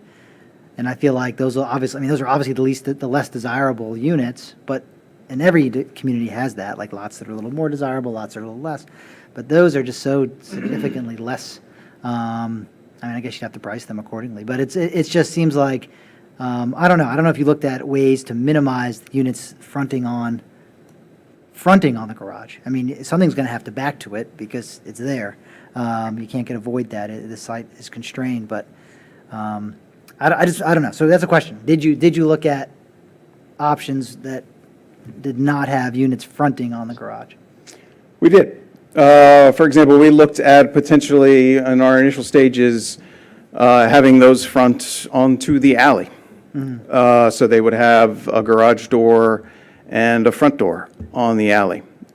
We didn't think that that was a better treatment at all than what we're currently showing. We recognize that it is an unusual situation. We are taking steps to make that as pleasant an area and as safe an area as possible through some of the items that I had mentioned before. I think, there is, if you walk back there today, you'll see lots of landscaping. If you walk back there in a month, it'll be quite green and quite full because of the existing landscaping on the hotel property, which is, 12 to 15 years old now.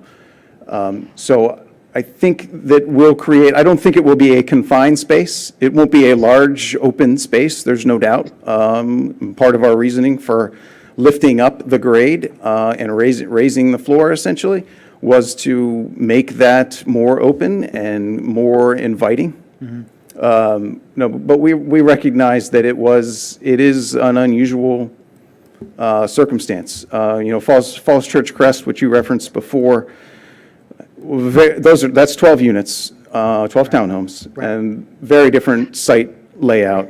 It was a much wider site. It had much more frontage along Park Avenue. Right. And it was rather shallow. So I don't know whether that fully addresses your question or not. I appreciate that your candor there, and I agree. It is a constrained site, and it's there are only so many ways you can do it. It's just, I think it just, right, as you said, it means that the treatment of that alley is really important, to make it an inviting, livable kind of space, that doesn't feel like it's hemmed in by a garage, to the extent you can do that. So I don't know if you can provide, an elevation that kind of shows the garage, so you can have something that just provides some sense of because, again, luckily the garage is not super tall, and these units will be taller, so the upper floors will, will have light, but at the entry level, that's the concern I had. Forward. There's still more slides. Oh, after the questions? Yeah, after the questions. Keep going. There. Right there. So these were taken on Monday. So this is what it looks like today. So that shows the garage. There is some height to it. It's probably 10 to 12 feet high above the existing grade, so that will lessen a little bit. That is a parapet on the second floor. So it's two levels of parking. There's one on grade, and then there's one above. And there is a parapet there. So there's no headlights shining. I think the wall is 4 to 5 feet tall. So there won't be any headlights shining. I don't know. I don't have a great sense as to how full that gets. I know when I've been there, it is pretty sparse. There may be wedding weekends where it's pretty full. But you can get a sense there as to the landscaping that exists. It's mostly deciduous. There is some evergreen there. And again, it's an area if you look at the upper left-hand photo, both of the upper photos, the existing driveway that you see in the foreground is more or less coincident with the property line. So the garage is about 10 feet off of that. And then our homes will be further 10 feet away. Right. Yeah, and I think you've tried to do what you can, given, I get it. You're in a tight box, and so there's only so many ways to try to, fit these rectangles in the square, so to speak, that you're working with and meet the requirements, the setbacks, and the other things. So yeah, like I said, I think it would be helpful. Again, this is the work session, so when this comes back, it'd be great if you could have some elevation that includes the massing of the garage in context with your units. Okay. see that. Absolutely. I think that would be helpful, just so we can get a sense of like, exactly how it compares in grade and height with what you're doing. So we can, it would help me, and I don't know if my colleagues feel the same way, but it would help me to get a sense of where, how that works. Another question, like on the front, on the other side, and then I'll let other folks go. On the park side, you mentioned like the streetscape, and I know we got Can you go back? on the Park Avenue side, we got it might have been one go of to the, the question might have been slide, in one of the right? comments that we had, like the rendering is like showing it a little bit differently than the plan is, like the rendering is a little bit different, but and it was mentioned in one of the public comments, right, about this double sidewalk. I saw the same comment. I wasn't sure where that comment came from. There is no double sidewalk. If you look at the engineering plan, maybe the planters look like they could be a sidewalk. Maybe I that's can what it assure you was. that they're It's not. actually in the renderings. I was going to ask about Something this. If you go back a Okay, few it's- slides, Jack, go back, Yeah, there's somewhere where that Go is back. shown. Maybe it's just in an older version of something. go back. There. Oh, yeah. I think that's what's So, being okay, referenced. so what the back sidewalk is actually, it ranges from about a foot to 2 feet high, and that is the wall Just the wall. for the Yeah, I see it. It's bioretention just like- planter. it's So almost like that's actually a vertical wall, not a horizontal sidewalk. I see it. I think just the way it's rendered. is like- And we should probably change the rendering to make it a different material at least. Yeah, it's almost like. But I see what you're referring to now, and I can see how that one could construe that as a sidewalk, but that's certainly not the design intent. Okay. Yeah, and this frontage, like I said, I mean, the design, I don't have a lot of comments on the architecture. I mean, I think, the way it presents to Park is, generally in line with, I think, well, at least what I was envisioning for some of the, things that would, happen in the T-zones. And so, so I don't have a huge concern about that. And I do appreciate that on the end units, right, you are showing doors. Are you going to commit to those? You're going to have the entryways, right, are going to be on the Oak Street side? Yes, Those won't be absolutely. blank, yeah. Because that's important, like I said, if you're not, the units to have some presence on the Oak Street side as well. So those I think look good. It's just, like I said, my main concern is what goes on in that alley, because I think those units are just, it's just confusing, and we want to make sure we have, units that will, be livable, that will, won't feel like, right, sort of they're in, right, as you said, in the alley. So, anyhow, those are my comments for now. Thank you, Mr. Krasner. Other folks go. Anybody else? I have a few. Ms. Como?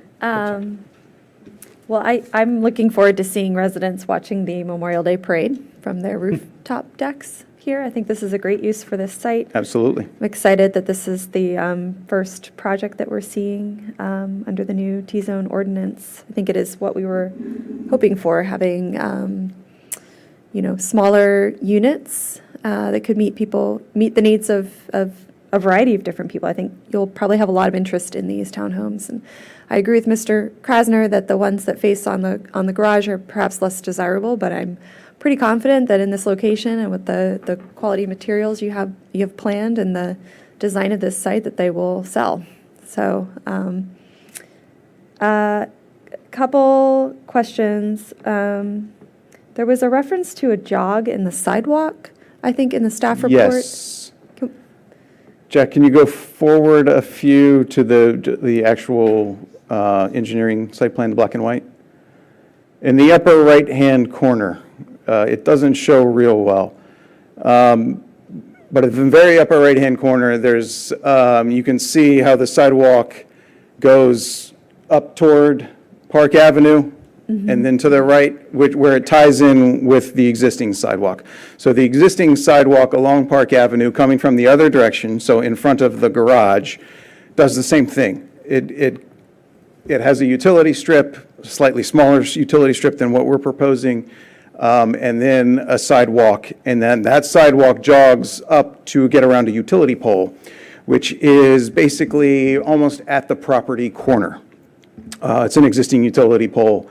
And so the jog and the sidewalk, first of all, ties into the existing off-site sidewalk, and it's jogging also to avoid conflict with that utility pole. Okay, I understand. So the utility pole is to the south, the existing utility pole is to the south of the jog? Correct. Yes, that's right. Yes. Okay. Did staff have a different suggestion for how the sidewalk might be tied together in that location? Yes, for the record, this is Henry Zhang with Planning Department. You see, if you can see that triangular portion when they jogged, staff basically recommend we pave the sidewalk all the way to fill that triangular piece. So in future, we don't need to have this applicant to do anything. If the redevelopment happening on the adjacent sidewalk, we can basically line up with this one. I see, so then it would be aligned across. So you're talking Right. about the underneath the Yeah, the triangle. south of it? Yes. Okay. Is that amenable? So you would be widening the sidewalk essentially? Yes, So it would be flat, the way we're looking at it now, it would be flat on the bottom and still jog at the top? Yes. yeah, actually, Yeah, no, you- we wouldn't have a problem with that. Okay. yes. Thank you. I think staff also recommended considering a variety of door surrounds to kind of give each of the units a little bit more. So we've looked at that. We did look at various materials for the door surrounds. Thank you. We weren't able to come up with a look that we thought was as attractive as the standard brick surrounds. The other thing that we have looked at is doing essentially small front porches. So you see that on all of our front doors on Park Avenue, there is a small canopy that projects about 2 feet. The other item that we were looking at to further differentiate that would be to have really a small front porch, maybe comes out 2.5 feet, with pillars supporting it. I don't think, and we haven't presented that to zoning, I don't think that that would be permitted as an encroachment into the front yard, because front porches covered front porches are not permitted to encroach. I see. So it's something that we can certainly talk to staff about and see if there's a way that it can work. I agree with the spirit, I think, of the Okay. comment of having a little bit more differentiation of the units. I think the only other thing I wanted to ask about is the materials that you're planning for the alley. I think Yes. there was a rendering. It looks like it's asphalt or like a blacktop, but then there's. Right. And first, let me caveat that this is not entirely accurate, but there is multiple materials. So mainly it is blacktop in the middle. All of the driveways will be of paver materials. And when I say driveways, I'm just talking about I think it's 4 feet, essentially right under the decks, as is shown right there. Those will be a paver material, and then there will be a brick band encircling the entire alley with asphalt in the middle.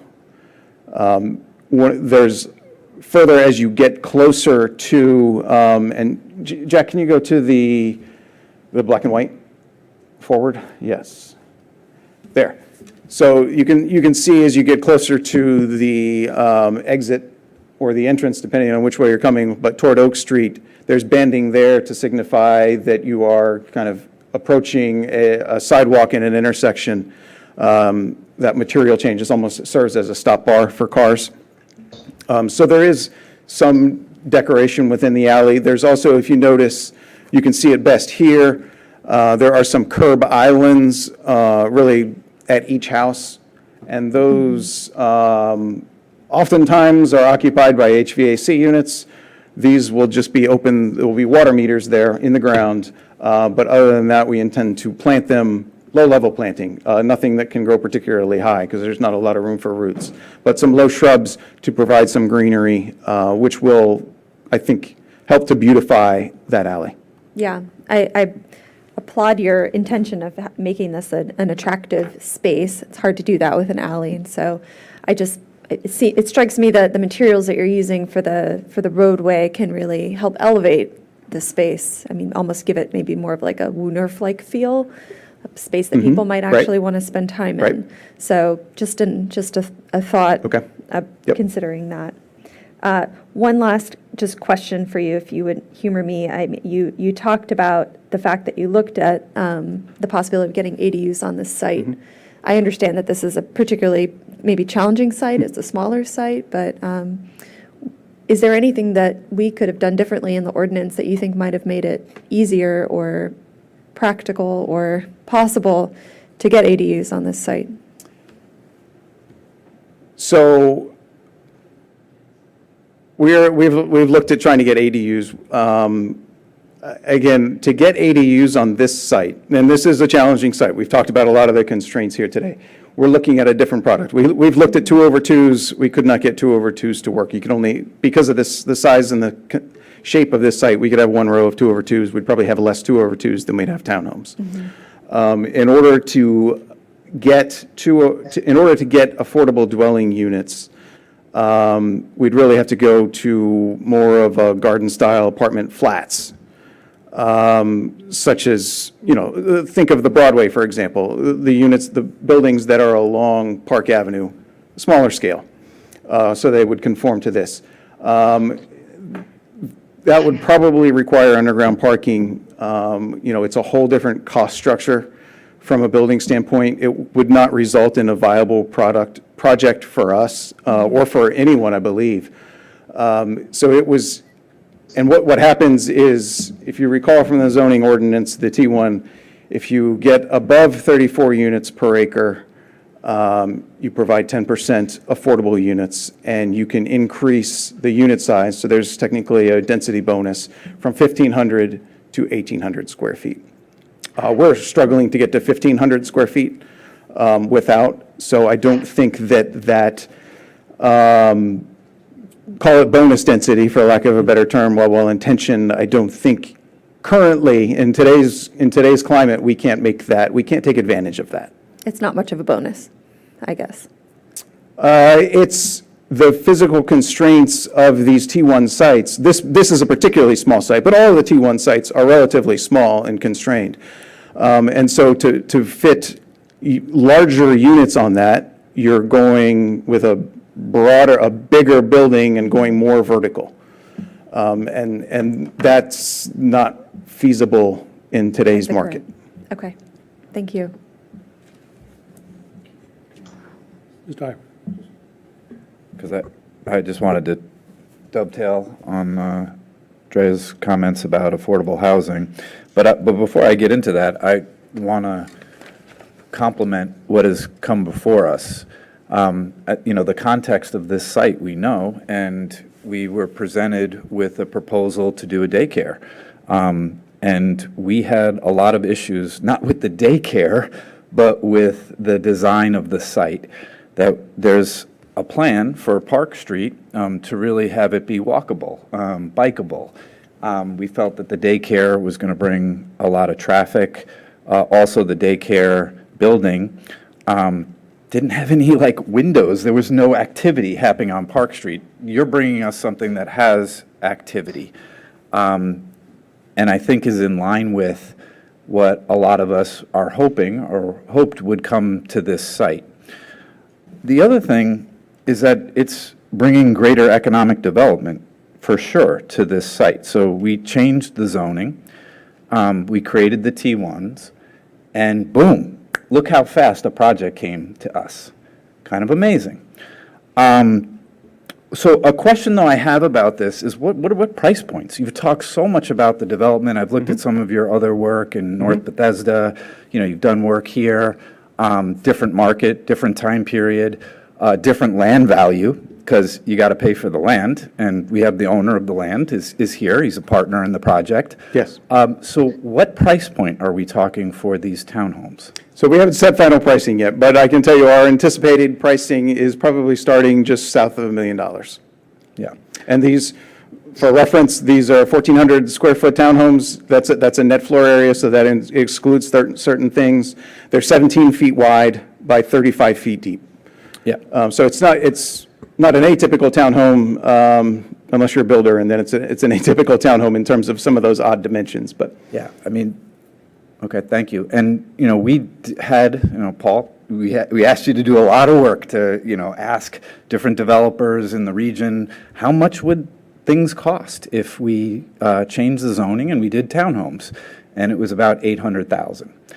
And now we're getting a quote of just, under $1 million. I think when it's all said and done, you're going to be at $1 million, because it's going to take time.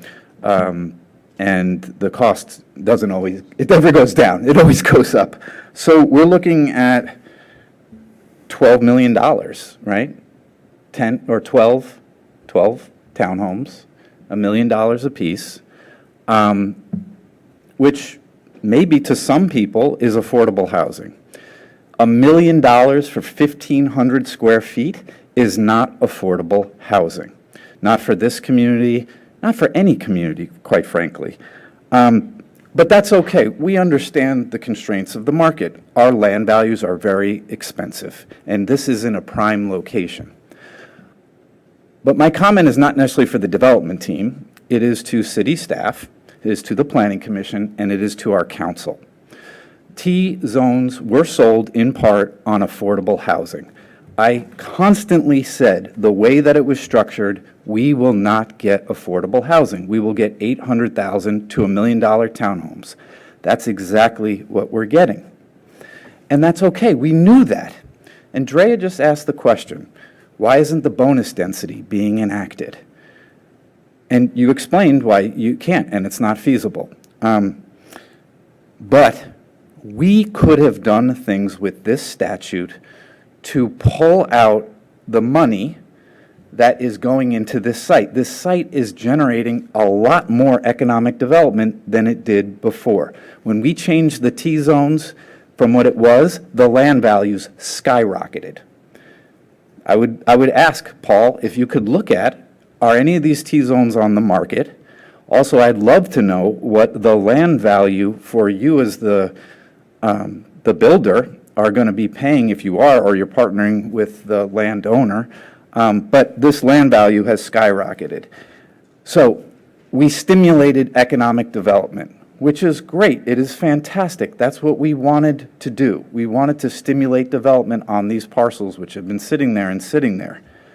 But we also wanted to get that economic development with some equity, with some affordable housing. We are going to be generating a lot more tax revenue off this property when your development comes. The homeowners are going to be paying the property values, the property taxes. We had a proposal on the table to siphon some of those property taxes, the increased value, and put it into the Affordable Housing Fund. Or we had the choice to demand that the developer put some affordable housing into the site. We failed to do that as a community. But we had options. So when we ask ourselves, how come we're not getting affordable housing in our community?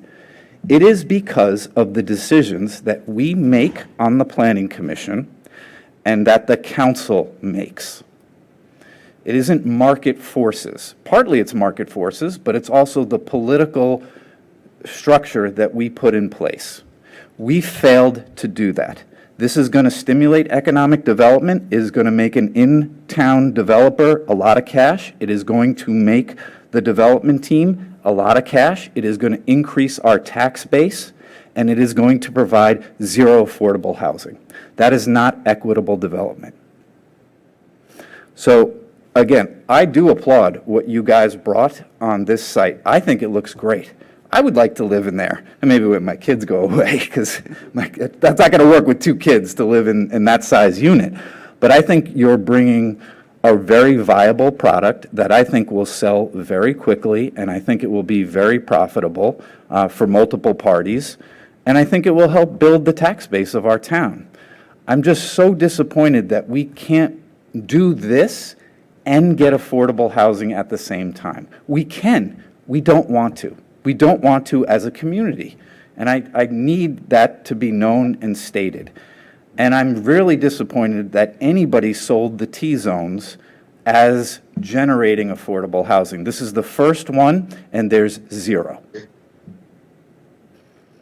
So, again, I don't want to, beat up you guys as the development team, because I really like what you brought forward. I'm just really disappointed that we didn't put constraints on the T-zones so that at the end of the day, we get a product just like you're bringing, and then we could celebrate that we got some affordable housing either in this or elsewhere in this city. But thank you for bringing it, and I'm sure other people are going to have other critiques in terms of the design and all sorts of other things, but I like it. I like it a lot. I'm just really disappointed that we have no affordable housing, and that's not your fault by any means. Thank you very much. Great comments. Other commissioners? Mr. Chair? Ms. Duncan? Thank you. Everything in its time. Thank you to the Madison team for bringing this product to us and helping us on this first step on what will be, I hope, a long road of developments, infill in nature, that will help us achieve the goals that we all have for more options for folks at all price levels. I'm new to this Planning Commission site plan review process, so, you know, many of the things have been discussed I agree with and won't need to repeat. The AAB has weighed in. I have my opinions about, you know, what's good looking in the way of a facade individually. I mean, to me, the uniformity is a plus because it sort of makes the building look like it's larger. The units in the building look larger. If every 17 feet I've got to have a new looking building, to me, just visually, that doesn't float my boat so much. So I'm pleased with the way what you've brought looks. I did want to, just for the public's benefit, get into a little bit more detail, if I could, about if you can give it on, you know, the nature of the living experience inside the dwelling. These are presumably stair access, Yes. not an elevator product here. These will not be elevator product. So I'll kind of give you a quick tour of the house. You walk through your front door. Obviously, there's a garage taking up half the level. There'll be an open den or rec room on that lower level. Upstairs on the main living level is the kitchen, dining room and living area, powder room, and then 2 bedrooms upstairs, and then a 3rd bedroom on the top floor on most of the units except for lots 6 and 12, which don't have room. So there'll be a bedroom and a loft area up there, and obviously access onto the exterior terrace. So basically 3 bedroom. There are 3-bedroom units. Most are 3-bedroom units.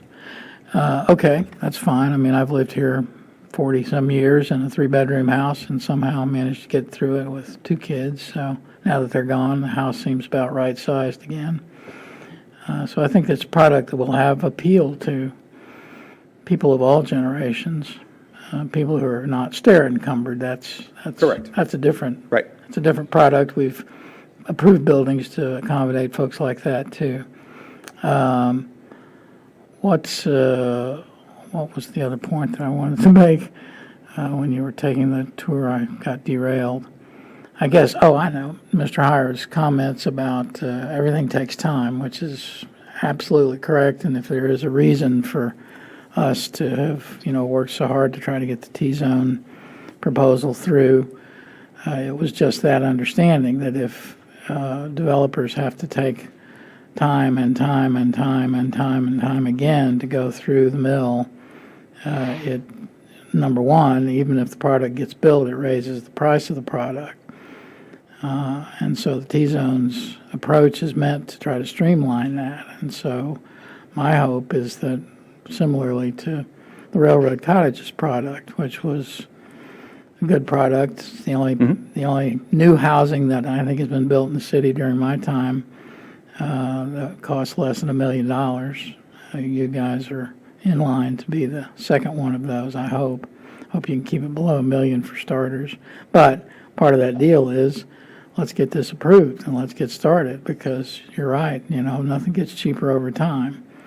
So I just wanted to lay that out as a little context for what I would think. It's not that I don't care about facade appearances and how the alley looks and all that, but I do respect other folks' opinions on architecture, and they don't always share my views. But it's good to express them, appreciate your being willing to consider them.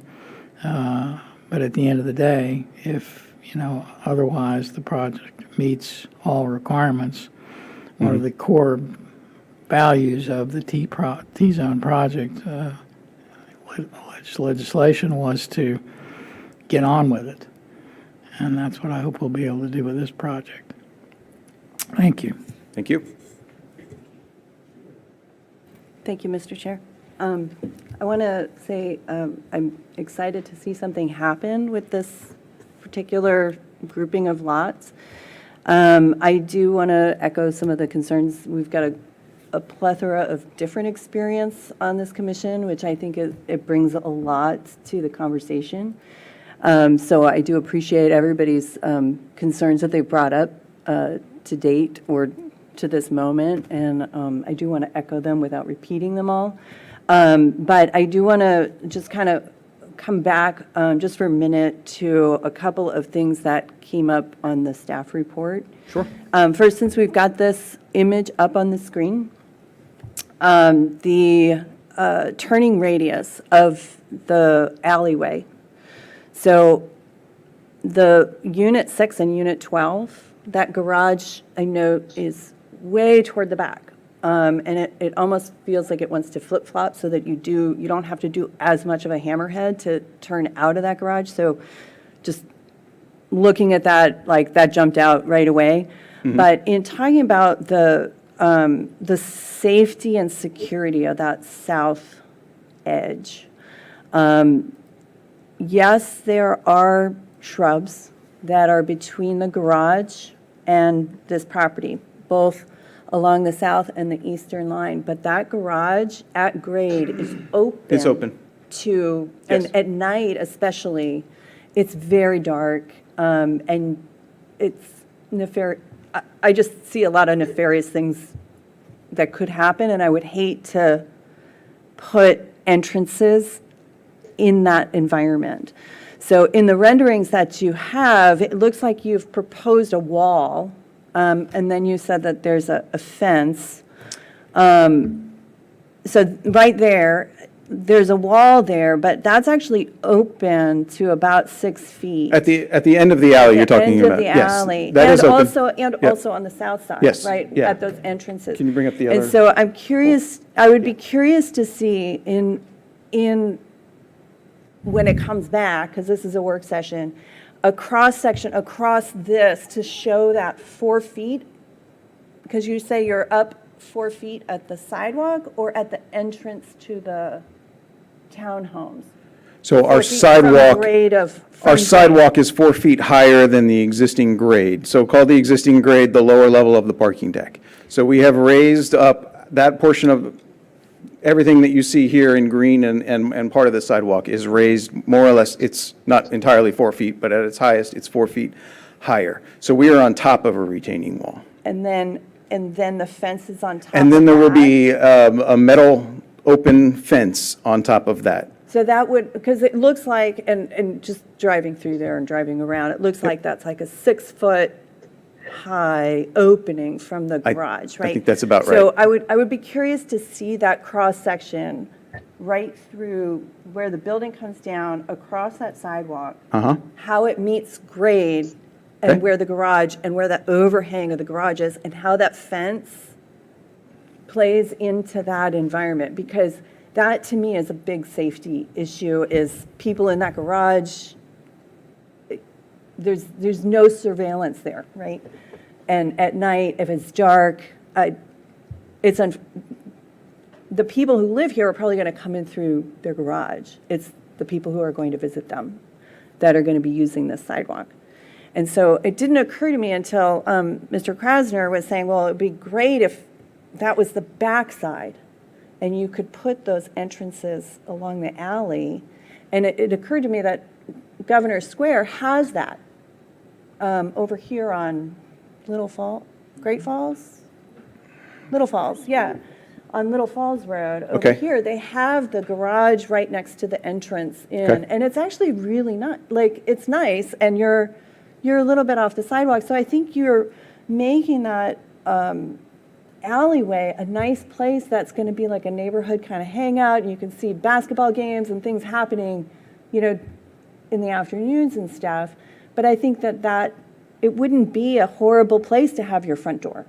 If, you know, if you started looking at that instead of making it a total mirror image and putting the entrances to the south, Right. maybe putting them to the north. Because I also wonder too, once you start introducing a fence here, what happens to that landscaping that's there? Does it still survive? Is it viable? Has the city arborist really weighed in on that? Because we're seeing a lot of healthy plantings here. And then also on the east side, your view from Park, looking at that corner on the northeast side of the property. Okay, Those up trees against look- the yeah, garage? those trees Yep. look very mature. Yes. And the trees that are there, yes, it's winter, they look a little anemic, but when you put an actual building 10 feet away from them, will they survive? They are mature trees. So how much are we going to be impeding upon that canopy, and what are we going to have to cut into that root ball to do the work that we're going to do during construction? So don't get me wrong, I'm really excited about this project, but there's just some concerns that I have about the safety on the south side, the viability of the landscaping, and along Park Avenue.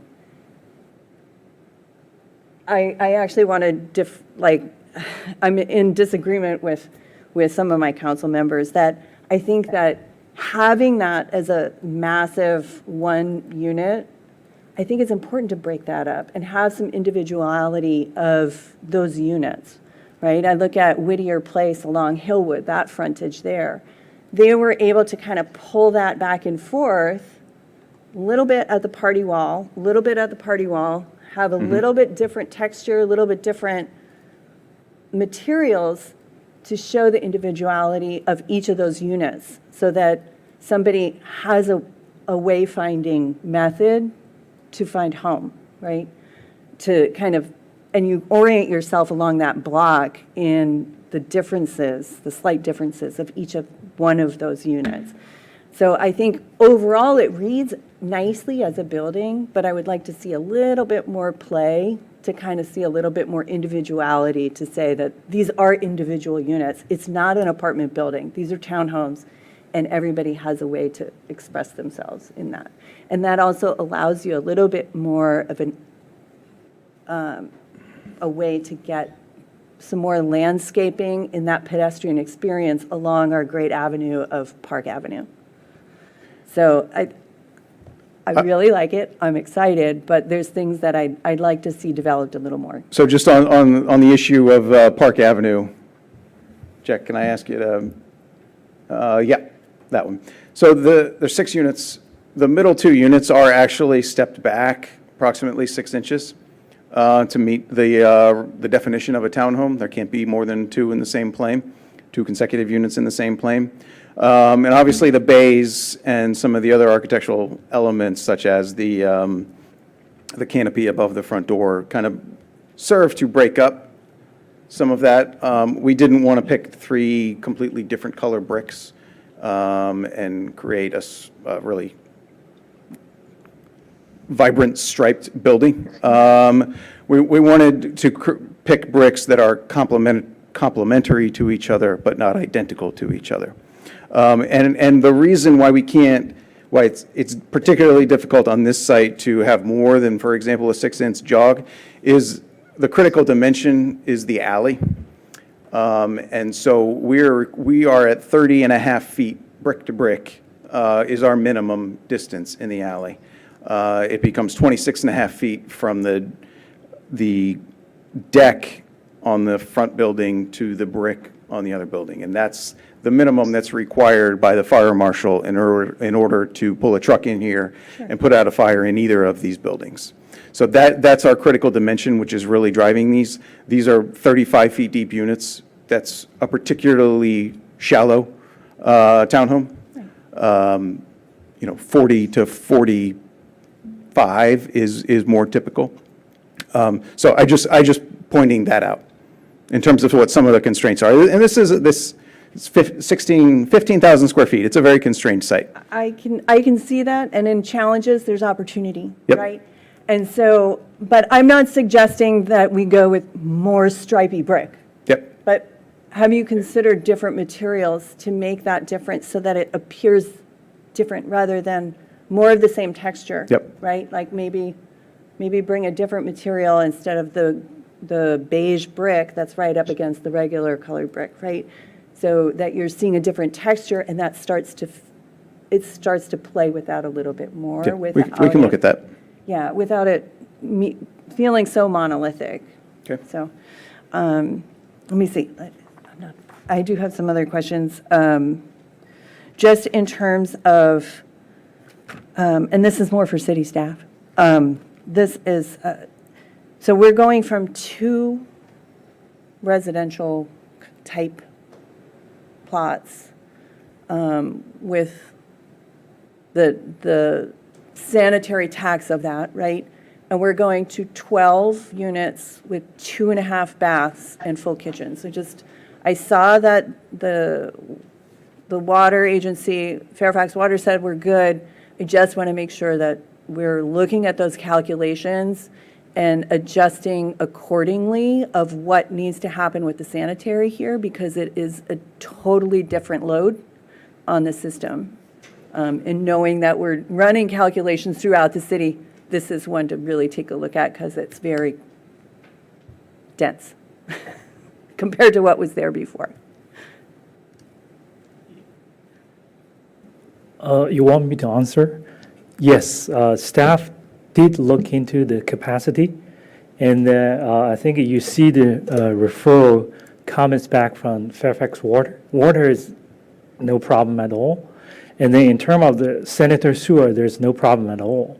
I think the city also, I mean, even though we have a general, they have a big capacity issue, but I think for this 12 units, there's no issue at all. Okay. Yeah. I just want to make sure that's on the Sure. radar.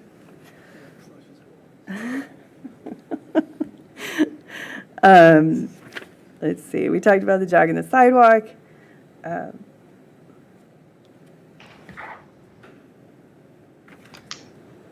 And just a side question, just, and I don't know if this is in our preview, I noticed that there's questions on or there's statements on the civil drawings about trash removal being by the management of this property. Yes. So would that just all be through the alley or is there like a general dumpster that then their own No, private? so in each garage, there's room for a car, there's some storage, and there's room for specifically trash cans and a recycle bin. Okay. So the trash collection will be coordinated and arranged by the HOA, so it will not be city trash. Our discussion with city trash is that everyone would have to wheel out their carts to Oak Street and stack them up there on trash day. Yeah, and 8 Um, through and- 12 can't do that. And so there will be once a week a trash truck that will pull in. I don't know whether it will back in or back out, but it will pull in there once a week and collect everyone's trash Okay. just from outside of their garage. Okay, all right. Thank you. Thank you. Thank you. Guys, just one other question. Please. About parking. One thing we've not patted ourselves on the back for, as far as I can remember, this is the first product where we have allocated 1 parking space. Even at Railroad Cottages, I think we had more than that, or not much more than that, maybe. But so, what is it about your business model that makes you think Falls Church is going to be able to command $800,000 for a condo with only 1 parking space? I mean, the biggest attraction for this particular property is its walkability. You provide 1 garage, and that does more than anything to discourage more than 1 car. It doesn't prevent it, but it discourages it. So the intent here is that they're not walking everywhere, but you can walk to, well, pretty soon you'll be able to walk to 3 grocery stores, restaurants, a new beer garden. There is a number of places that can be walked to, and we don't see it as a major impediment. If these were larger units, we would probably want 2 cars, just from a marketing standpoint, in order to best serve the market. But we feel that this is urban living. 1 car is not that unusual. Okay, great. That's the right answer. Thank you. Good. Hey, it's kind of like a follow-up to that. I mean, just looking at the garage, though, I mean, what you've shown is kind of the bare minimum as far as the width. You're at 9 feet by 18 for the garage. So, I mean, you know, just, that's barely enough room to fit, you know, kind of an average-sized car and open the doors. And you talked about having the room for a bin. I mean, if a car's parked there and the bins are behind it, there's no room to drag the bin. No, so out. the total width of the unit, call it on the interior, is 16 feet wide. Right, but you're showing 9 by 18 for the. And so the garage space, the actual space for the garage is 9 by 18. Right. In addition to that, on the side, there is room for for storage, both storage and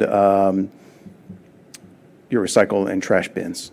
Outside of that 9 by 18 area. Do you have a floor plan on that? Yeah. It'd be great to see. I think people with large cars are going to be scraping fenders on that, trying to pull out of those garages. And they'll. Good. And that's fine. I mean, we can try to social engineer that, but I mean, I think that, but I think people will, don't have small cars typically, and they're gonna, you know, and then they will just fill the garages because they'll be so hard to park. They'll fill it with crap, and they'll be parking their cars, you know, in the neighborhood. So I just, if city council gets, you know, calls from people who live on North Oak that, hey, all these townhouse folks now are parking on my street.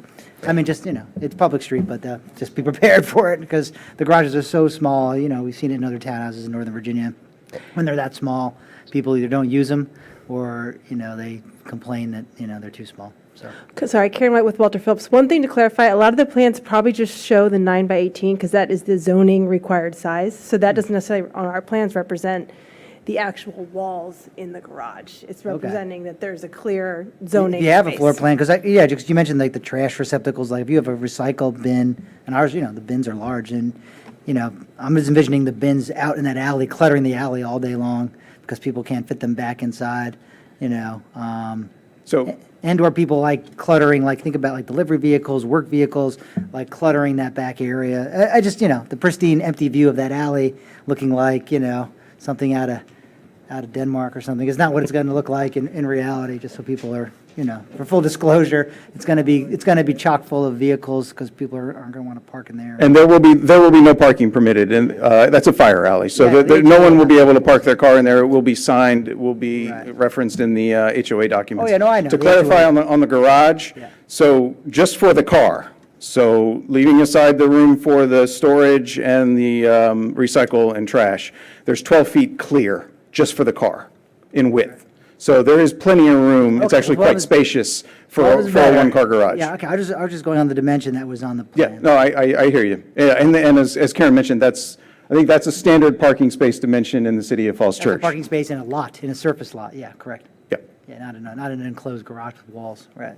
Okay, yeah, and maybe, did you give us floor plans? Forgive me if you gave us like typical floor plans or anything like that. I didn't see anything like that. There are, in the actual site plan application, there are some miniature versions of the floor plans. Okay. You can at least see on those, which is how the garage is laid out. I don't have any floor plans with me tonight, And, you know, or at least not on the screen. and since Ms. White is here, you know, we didn't ask you about stormwater. I know, you know, obviously, there's no stormwater controls on the site today. So, you know, this should be an improvement, although, you know, you're adding impervious, but I think, you mentioned the planter boxes. So each unit has a planter box? Right, so each unit has a planter box, so there'll be one downspout per each unit, which will have the planter box in the front, which will treat both for the phosphorus removal, so the Mm-hmm. water quality, and then it will also slowly hold that water and it will like release it at a slower rate. Okay, so So like- it does both of those functions together. Okay. And is it like, is each unit going to outfall individually, like, from that? Like, So they do, they outfall, you can kind of see on here, so each, like if you look at 1 through 6, they each have a pipe that leaves the bioretention, and there's a shared pipe that then runs down under the sidewalk to that manhole near the sidewalk jog we were talking about. Okay, So right to they the enter front store. their own box, and then they combine and then exit and connect to the city system. okay. All right. Thank you for that. That's it for me. One quick clarification on the stormwater bio boxes. They will be maintained by, they are on each lot, but they will be maintained by the HOA, not maintained by each individual owner. Right, they'll need to be, right. Okay, thank you for that. Thank you. Thank you to the fellow commissioners for great comments, as always. Yeah, I came into this, I'm glad you talked about that alley on the south side. I think it's clear now. I think people may like to live in an alley like that, too. And if they don't, then maybe that'll bring down the $1 million price, which I admit was kind of a gut punch when you said that, but I get where that comes from. And I think staff had some comments about anything we can do to protect pedestrians on Oak with the driveway. I think there were some ideas there, just if there's any safety concerns around that. I do like the modern style. Again, agree with the limited parking, the buyer retention planners, all that's good. I do like the way it activates the street, especially on Park, and it is kind of a grim, unwalkable area right now, just because of the pedestrian infrastructure. One question that I have, and this may be the jog, maybe I just don't understand it. There is, I think, one utility pole that exists now on Oak. That's right. What happens to that pole? I think it's in the middle of the driveway. It's in the middle of the driveway. It will move. It will move several feet. Toward what? Toward Broad. So it will move south. Okay, so the wires still stay above, but Wires they will just get moved. Yes. Okay. That was my big question. So anything else from the commissioner? We should invite Mr. Stevens. Mr. Stevens, Oh, yeah, my his Tim, I'm so sorry. Mr. I have a Stevens. I have just a few questions. If you go back to the first page on the presentation.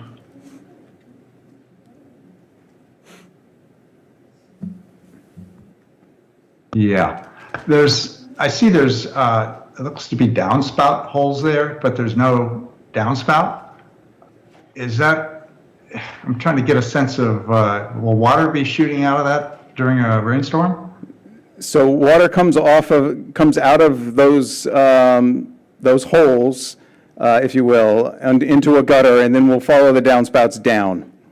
Oh, okay, so it doesn't dump out onto the brick, it actually goes into a gutter? Correct. That is correct, yes. It's collected, and that downspout will go into the bioretention facility. Got it, okay. The other question I had, you mentioned the flat roof on top. Yes. And the HVAC equipment will be up there. Yes. Is there enough room if somebody wanted to put a PV system up there that they could? I'm sorry, a what system? A photovoltaic, a solar panel system? Yes, I'm glad you mentioned that. So we are anticipating making these units solar ready. And so what solar ready means is that there is room on the flat roof for photovoltaic panels, as well as there will be a conduit running from the roof down to the electrical panel. So if someone were interested in the future in installing solar on their house, they would have that opportunity to do so. And they would be able to take advantage of the tax credits. Whereas you can't, so. Whereas we cannot, and nor can we pass that through. Right. That's excellent. Plus, I appreciate there being all electric, so there's a lot of good features to these units from that perspective. Will the circuit boxes in the garage be sized so that if somebody wanted to put in a level 2 charger, they could do that too? A charger, they will be charger ready. So yes, absolutely, there will be room in the box, and there will be conduit, and I think the receptacle will be there as well, in the garage. Yeah. Okay, well, I think you got a lot of nice features to be able to package that together for people that are very interested in trying to get as close to net zero as they can. So that's all I had. Good, thank you. Thank you, Mr. Stevens. Okay, anything else for the good of the order? One more, Mrs. Freeland. I do, I do have a question just about that utility pole and about the Great Streets Initiative along Park Avenue. Does it come down this far? I'm seeing a no. I was hopeful that maybe we could be coordinating the Great Streets effort with the relocation of that utility pole so that we don't have the jog and the sidewalk. I don't know. So the limits for the Park Ave Great Streets project is State Theater Library, which is on Virginia, so it doesn't make it down quite this far. I think there are think- 2 utility poles too, and the one that causes the jog is on Park, and the one that's being relocated, if I understand correctly, is on Oak. You are correct. Yes. Yes. Thank you. I don't see the one on Park, at least but anyway. Did you ask where the one on Park is? I don't see it, but there it is, sorry. It jogs around it now, I see. Yeah, it's right on the corner. I don't even know whether it's technically on our property. It's not technically on our property, but it's right at the corner of the property with the garage. Yep. That is too bad. I think on net, though, it'll be vast improvement for pedestrians, at least on Oak. So what's the timetable now for this, for newbies here? What's the timetable for, this goes to staff? Yeah, we're going to see this again on May 1st for final approval. Mr. Stoddard, anything else on timing? No, that's it, and that's of course predicated on a resubmittal, sort of no later than April 3rd. That allows for detailed staff review of any resubmitted materials prior to your scheduled public hearing. So does the applicant intend to resubmit in Yes, we do. keeping with that time Yes. frame? So we should have your resubmittal by early April Correct. Yep. We hope to be back here on May 1st. at the least. Okay, thank you. Mr. Stevens? No, I didn't take my hand out, so, sorry. Okay. Again, great comments, Mr. No? Okay, good. Thank you very much. Really appreciate it. A lot to like here, obviously, and great comments from the commissioners. Anything else, Mr. Stoddard? No, that's all from staff. Thank you. Thanks Thank you very much for your time. Appreciate it. Thank you. See you in a couple weeks. All right. Work session item 7B, the bike plan update. We feel good? Want to keep going? Anybody need to take a break? Like maybe 5 minutes? Okay. Is that Let's okay? do 5 minutes on the nose.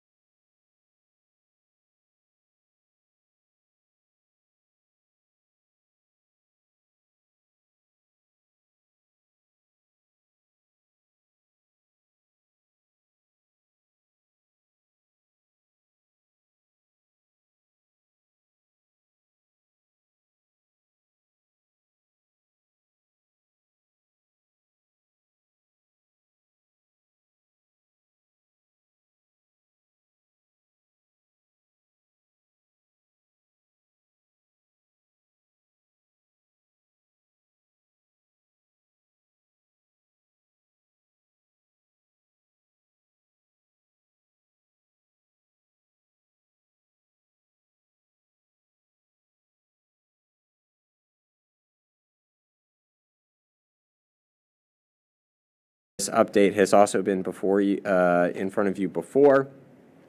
We are asking tonight, oh, there we go, the date's right there in the request. Last time you all saw these materials was in December 20th of last year, so not too long ago. Updates since that report are highlighted in gray. And then I just want to emphasize that tonight there are two items within the draft update before you. First is a markup to the adopted plan document itself, and then the second is potential cross sections for the 5 priority routes that have been identified. Also included in your packet is some conceptual designs for the east-west connection route to connect the WNOD to the high school campus and the West Falls Church development area. Those are separate but obviously related to the bike plan update, and we wanted to obviously present those on the same night, so they're all included in your packet for your comment. But before I give away any of the more of the story, I'll turn it over to our case planner, Principal Planner Carrie Odonino. Thank you, Mr. Stoddard. Hi, I'm Carrie Odonino. Good evening, Chair Puentes and members of the Planning Commission. So Planning Commission is requested to receive an update and provide feedback regarding the Bike Master Plan update. And tonight's work session is focused on concepts for the priority routes and the markup of the master plan document. So for background, the city's first Bike Master Plan was adopted in 2015. And the Virginia Tech Student Study was conducted in 2022. Looking at the staff report, line 25, the council work plan includes an update to the city's bike master plan. And accordingly, the proposed scope of work includes the following: updates to vision statement and goals, usage data, map of future routes, implementation section, and identifying priority improvements for implementation in the near term, including cross-sections and cost estimates. Moving down to line 41, the attached report from the consultant details existing and planned bike facilities, current bike usage, and analyzes the city's bike network using a level of stress analysis. And the goal with the update is to work toward facilities for all ages and abilities and better connect isolated clusters of lower stress routes throughout the city. Moving down to line 54, and based on earlier input from Board and Commission and community meetings, priority routes were selected to move forward to concept. Those priority routes include that east-west connection between the WNOD Trail and the secondary schools campus, East Broad Street, Northwest Street, Southwest Street, Great Falls Street, and Park Avenue between North Virginia Avenue and Northwest Street. In terms of implementation funding, the proposed fiscal year 25 through 29 capital improvement program includes $3.7 million for implementation of the bike master plan spread out between fiscal year 25 and fiscal year 30, all of which is currently unfunded. City staff has marked up the plan document along with the consultant team as part of the bike master plan update based on public feedback, earlier analysis, and professional best practices. Changes to the document include updates to the table of contents, usage data, new plan goals, updates to the narrative around bicycle parking and capital bike share, and updates to the implementation and funding sections, and proposed new locations for Phase 2 of capital bike share are shown on page 18 of the clean version of the markup and page 25 of the track changes version. For the priority routes, multiple options were developed for each route. Route options strategies include traffic calming, bike lanes, protected bike lanes, and shared use paths. And options for the routes can be viewed on slides 9 through 34 of the attached presentation. For the east-west connection between the WNOD Trail and secondary schools campus route, those concepts are being developed concurrently but on a slightly different schedule. Options for that route are still in draft form, but are also attached along with staff comments in red on the plan sheets. Line 90, in terms of schedule, city staff has attended a number of board and commission meetings and community events. And adoption of the updated plan is anticipated in May or June of this year. So I'd be happy to take any questions at this time or talk through slides or pages in the attached presentation or plan document markup. Thank you very much. Anything else from staff? Just to sort of build on that last point, there are sort of different sets of materials in the attached to the report, and so what staff was thinking is that depending on how the commission wants to organize the conversation, I don't know if you want to tackle the plan document and the routes, or if you want to have each commissioner go sequentially. I think it's something about sort of how you could sort of most efficiently use your time. Okay. Let's structure it. Let's tackle those two items separately. So first is just the plan document, and then you want to talk about the priority routes. I think that works. A very linear way to do it, I think. So let's start that with the commissioners. Any general kind of comments on the overall plan? Any comments, remarks, questions? Ms. Coma. I do have one comment and a question, and I think my comment is on the vision statement in the plan. To be honest, it kind of leaves me a little cold. It's develop a citywide bicycle facilities plan to connect the city's commercial areas and neighborhoods, transit facilities, schools, regional bicycle facilities, and designated bicycle routes in neighboring jurisdictions. Just for comparison, Arlington's vision is bicycling is an integral part of Arlington's equitable multimodal transportation system and provides safe, reliable, convenient, and comfortable travel for persons of all ages and abilities. That would be kind of what I would prefer to see for a vision for this plan, sort of like what is the future state that we want to see for bicycling? What are we trying to get to? I think the current draft has kind of how we're going to get there, but not what we want. And so I think for the vision, I'd like it to be more along the lines of, the approach that Arlington had. When I read that, I was like, that's the vision? Develop the plan? I don't know.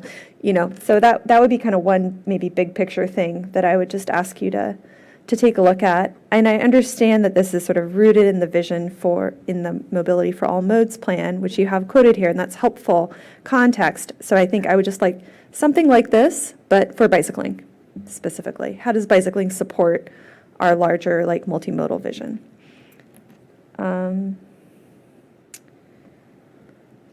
Let's see.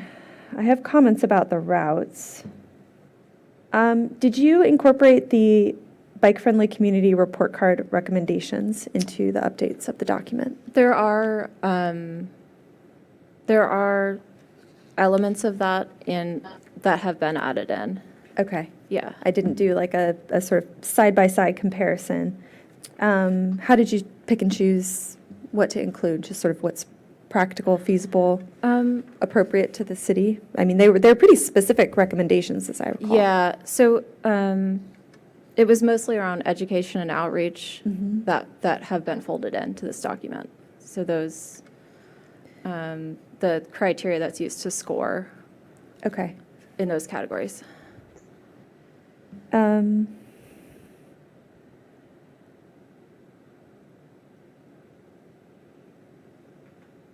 had a question about, let's see, where is this?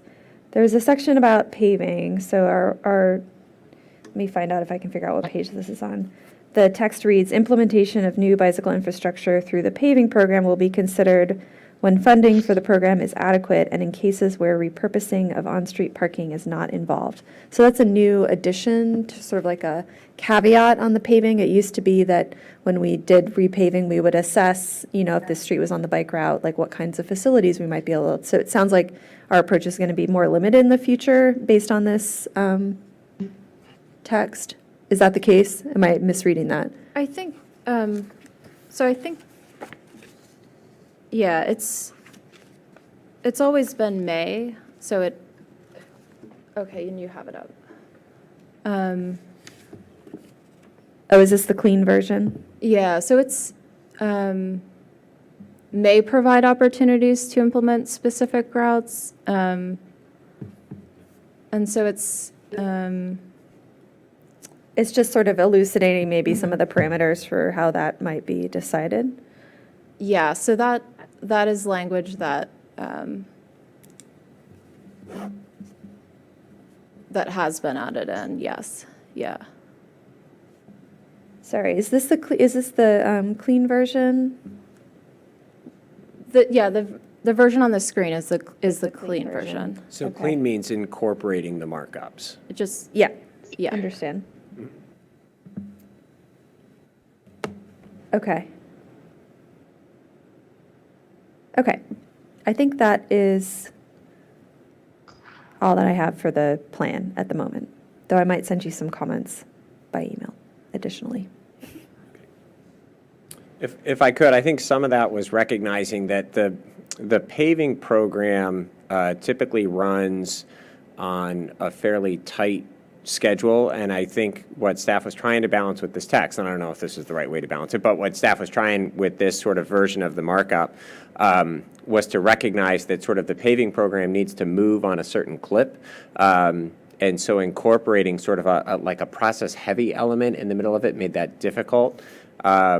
We were successful, I think, with the most recent round of paving to actually sort of at the administrative level introduce some biking sort of facilities, but it's not necessarily something where we can sort of pause what we're doing and have sort of, 5 different sort of community conversations. Doing that on an annual basis is difficult. That makes sense. Other comments on the plan part of what's being presented? Ms. Freeland. Thank you. I have just some quick questions. And in looking at this, I'm happy that we're thinking about bike infrastructure. I think we really also need to look at it holistically with pedestrian infrastructure.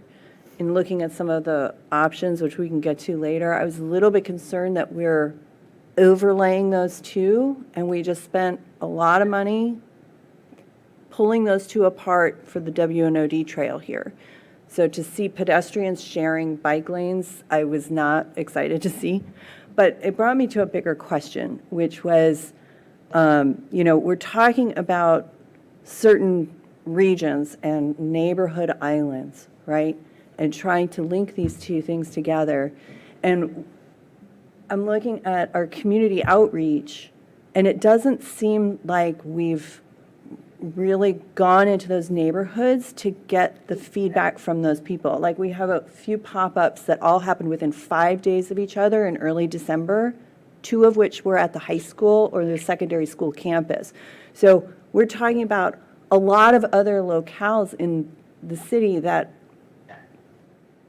wouldn't be interested in going out to the high school because they might not have kids at the high school, so they probably didn't really understand that this was kind of an overarching goal.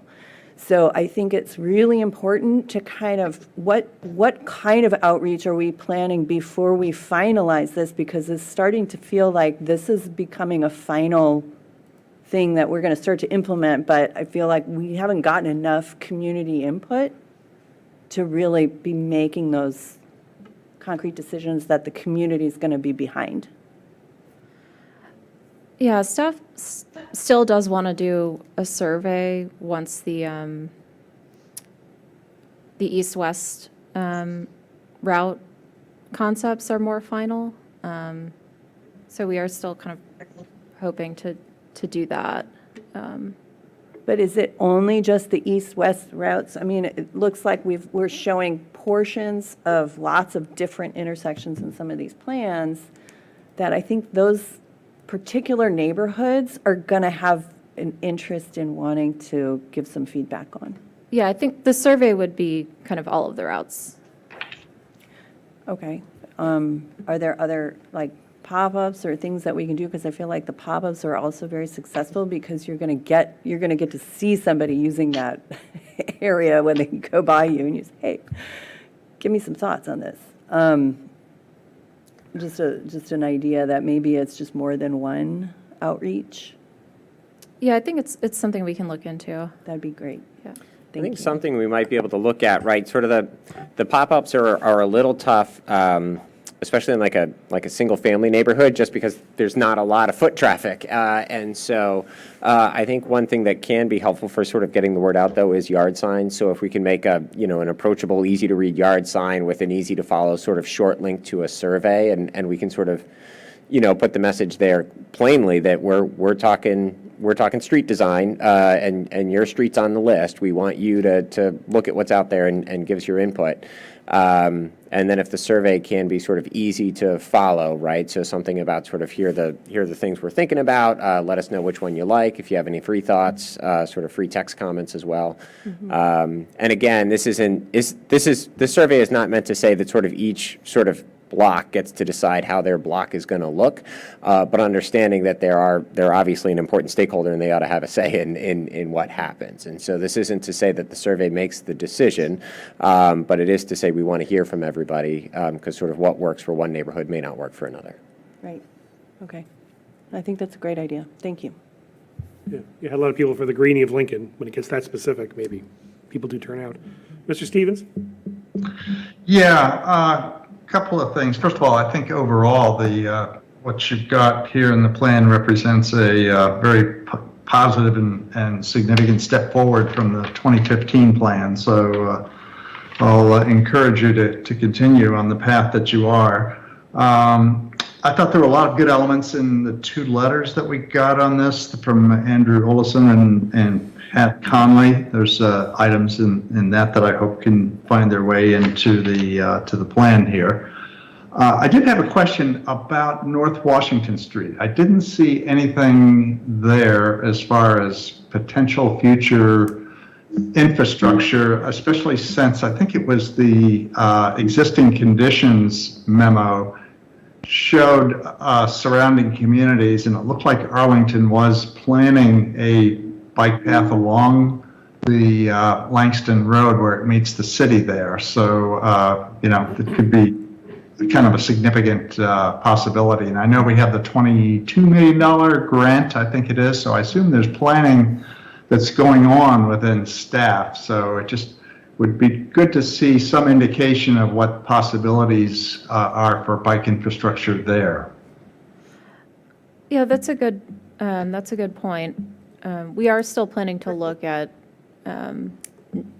potential bike facilities for North Washington as part of that pre-scoping for that project. But it hasn't, no one is working on it as of yet, I believe, so.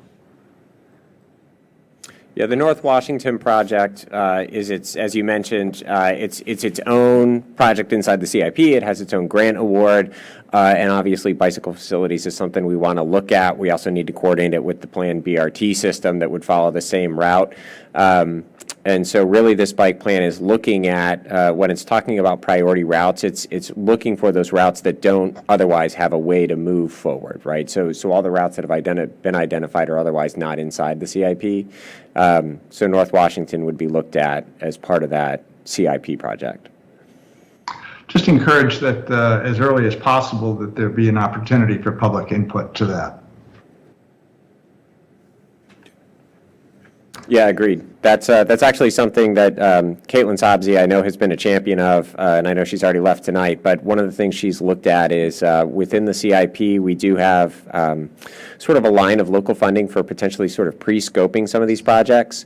So the idea of actually sort of preloading or fronting the larger engineering process with community engagement, looking at potential conceptual designs, so that by the time we are bringing on an engineering firm, we can already give them a pretty good sense of what to build, versus asking them to maybe engineer 2 or 3 solutions for us. We can give them a sort of a preferred design at the start. Okay, well, thank you. That's all I had. Great. Thank you, Mr. Stevens. Just in terms of the plan, I thought it was very good as well, much improved. I'm glad you pointed out glad that the plan speaks to the regional network, just beyond the city. So obviously, I think it's very important. I'm glad that the plan does that. And thank you, Mr. Stevens, for mentioning the 2 written comments. Again, both very active bicycle community, advocates here in the city. I'm sure you took a look at those. I think they're very good comments that are contained in there. I don't need to go through those. I have one very wonky thing. There's data up front about commute trips, using bikes as commute trips. It's such a small share of commute trips. I hope we have a better metric. I think the latest household travel survey data shows that most of the trips are coming for social and recreational uses as opposed to commute trips, and it's just so small It just, I think it kind of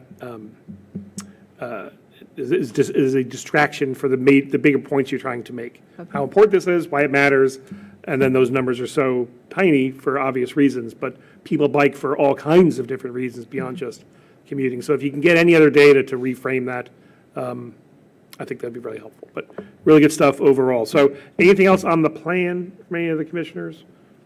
I think the meat that everybody wants to talk about is the specific priority routes. So let's go ahead and get into that part of it. Mr. Chair, if I Yes. could, we're getting close to 10:30. I just saw that, yeah. Do we have a motion to extend the meeting past the 10:30 deadline? Move to extend the meeting past the 10:30 deadline. Do we need time? No specified time. Oh, no, put a time. No, I'm not falling into this trap again. Every 10 minutes, we move the clock. How about 30 minutes? Right? You make your own motion. I will. Mr. Duncan likes to stay up late, I guess. I'll say 30 minutes. 30 minutes. I'll make a motion we extend till 11 p.m. I'll second. Moved and seconded, all in favor? Aye. Aye. Okay. Clock's ticking. So do we need a preamble on the priority routes before we hear from commissioners, or? I'll just say that these are the priority routes that were previously selected through that first round of community engagement. These have been through the boards and commissions as well as council.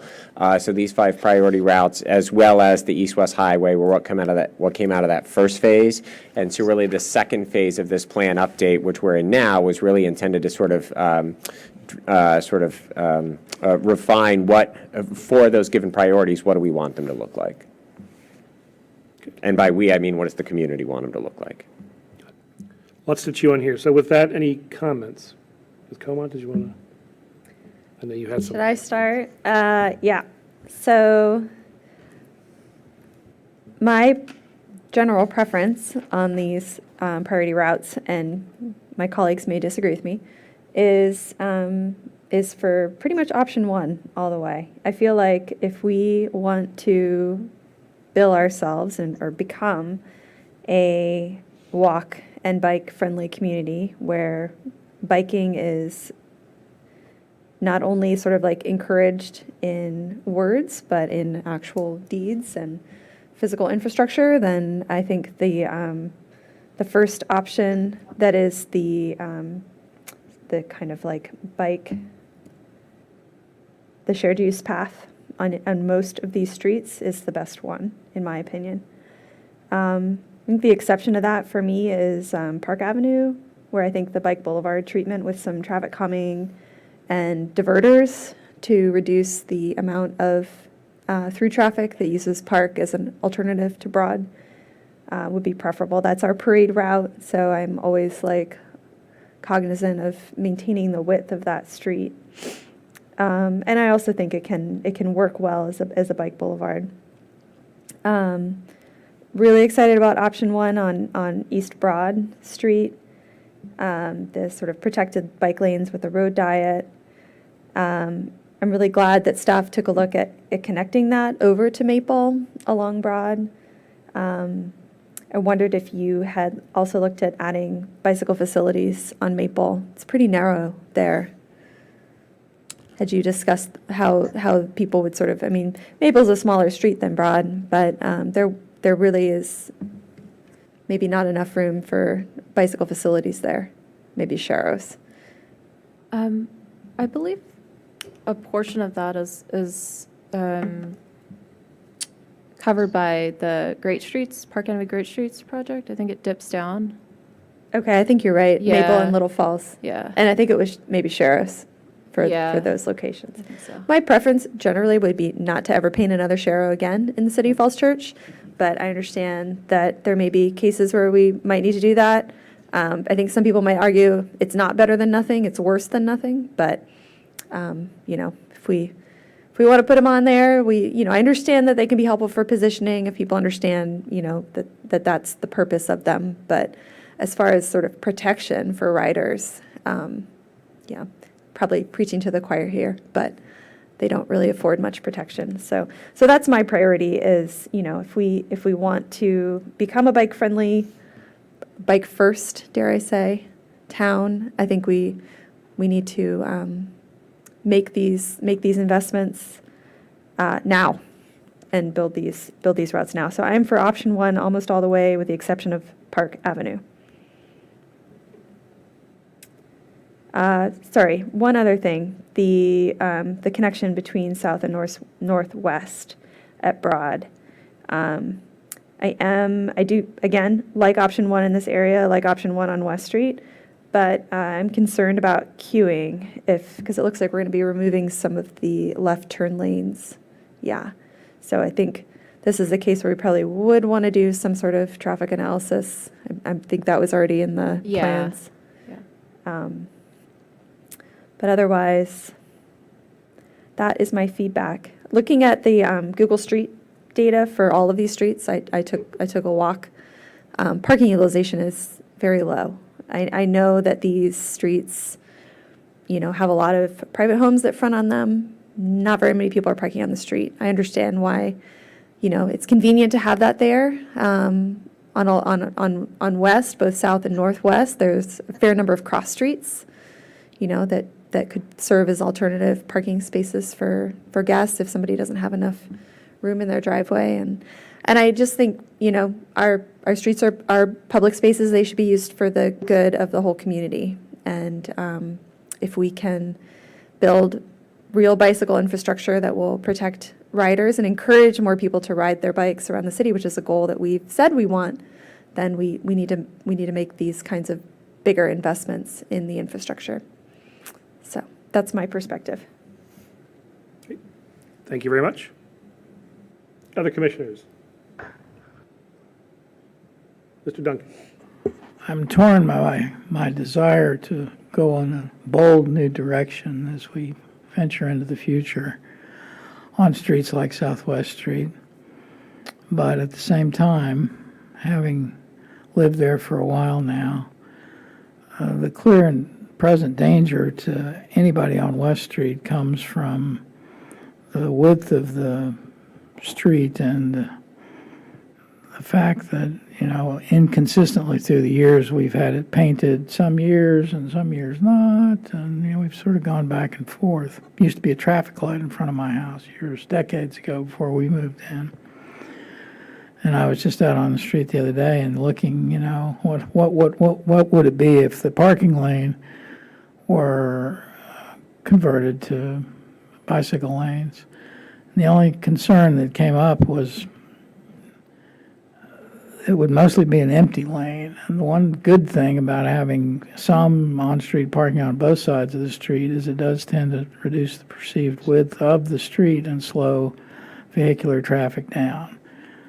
I mean, for many years, our traffic calming strategy was, that was the progressive strategy, to paint parking lanes and encourage people to park on the street, because the movement of the cars and opening doors and closing and so forth had the effect of slowing down traffic. I think that's still largely true on some of these streets, particularly on West Street. But, I don't, at the end of the day, I didn't come away feeling, and I went to the session that y'all had here Saturday morning and looked at the drawings, and I came away thinking, well, we could try something different and see what happens. Just not quite sure where the first best place to try it is. My inkling is that the first best place to try a dramatic change is on East Broad Street, because A, it's the gateway to the city for so many people, and it would really send a message like, well, for sure, this is not the same place as Seven Corners or Bailey's or whatever. This is a different place. And sort of test driving that notion with some of the folks over in Buxton, Broadmont, it didn't seem to be too off-put by that. So I don't know, it's just not a scientific survey. But as it relates to West Street, which is, of course, where I live, there's so much change that is going to come in that area when the movie theater opens and Founders Road 2 is up and running. It's going to be different. It's going to be a different world. And I'm just not sure which of these treatments is the best to adopt for the new environment that's going to exist at that particular intersection and those two particular streets. So I don't have an answer. except for the fact that I do think we need to test drive it within the communities. I know it's hard to get people from single-family homes to congregate anywhere, particularly unless the weather's good. But I think an effort does need to be made, otherwise we'll just replicate the pitchfork and bonfire, environment of the PED plan from 10 years ago, and people will be hung in effigy, and that's not productive. So whatever we do, I hope we take our time at it and do try to schedule some on-street, door-to-door walking, sound like Dave Tarter here, walking tours, and that map out, okay, here's what it's going to look like. You're going to lose the street parking in front of your house. Doesn't matter to me. I haven't had street parking in front of my house because I have a stop sign in front of my house. But what's the good about that? What's the bad about that? Well, the bad about it is you lose your parking. The good about it is you have a clearer line of sight when you're pulling out of your driveway than you do now, because now you got a big van parked in the street and you can't see around it. And I can see both sides. But the process to me is more important. Not that the outcome isn't unimportant, but the process is more important, just so that we do something that has got good roots in the community. Excellent. Ms. Freelander. Thank you. I'll dovetail on to what my colleague here was discussing about East Broad Street. It's interesting, when you get further up East Broad Street, the sidewalks are not even 4 feet wide. They're like maybe 30 inches. So I think East Broad, when you start to introduce this pedestrian, cycling, and car, we really need to look at it holistically, and what do we need to do with those sidewalks to make those accessible so that people aren't popping into the bike lane to get around each other and get around strollers and joggers and things like that, because that often happens where people are in Broad Street and it's a 2-lane road both ways.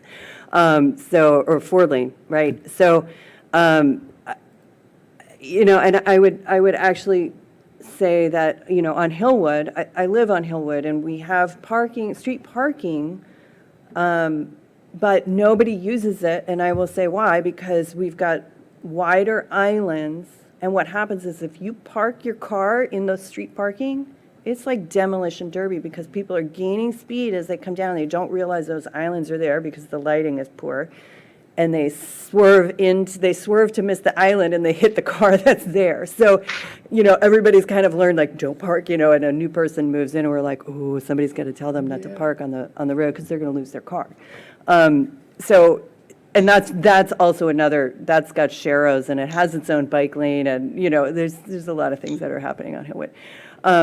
But my point is that I don't think it's a one-size-fits-all approach, because each one of these, like East Broad has different issues than Southwest versus North Washington, and I don't think that introducing the same approach is going to alleviate problems. It might actually increase some other problems that we're not seeing yet.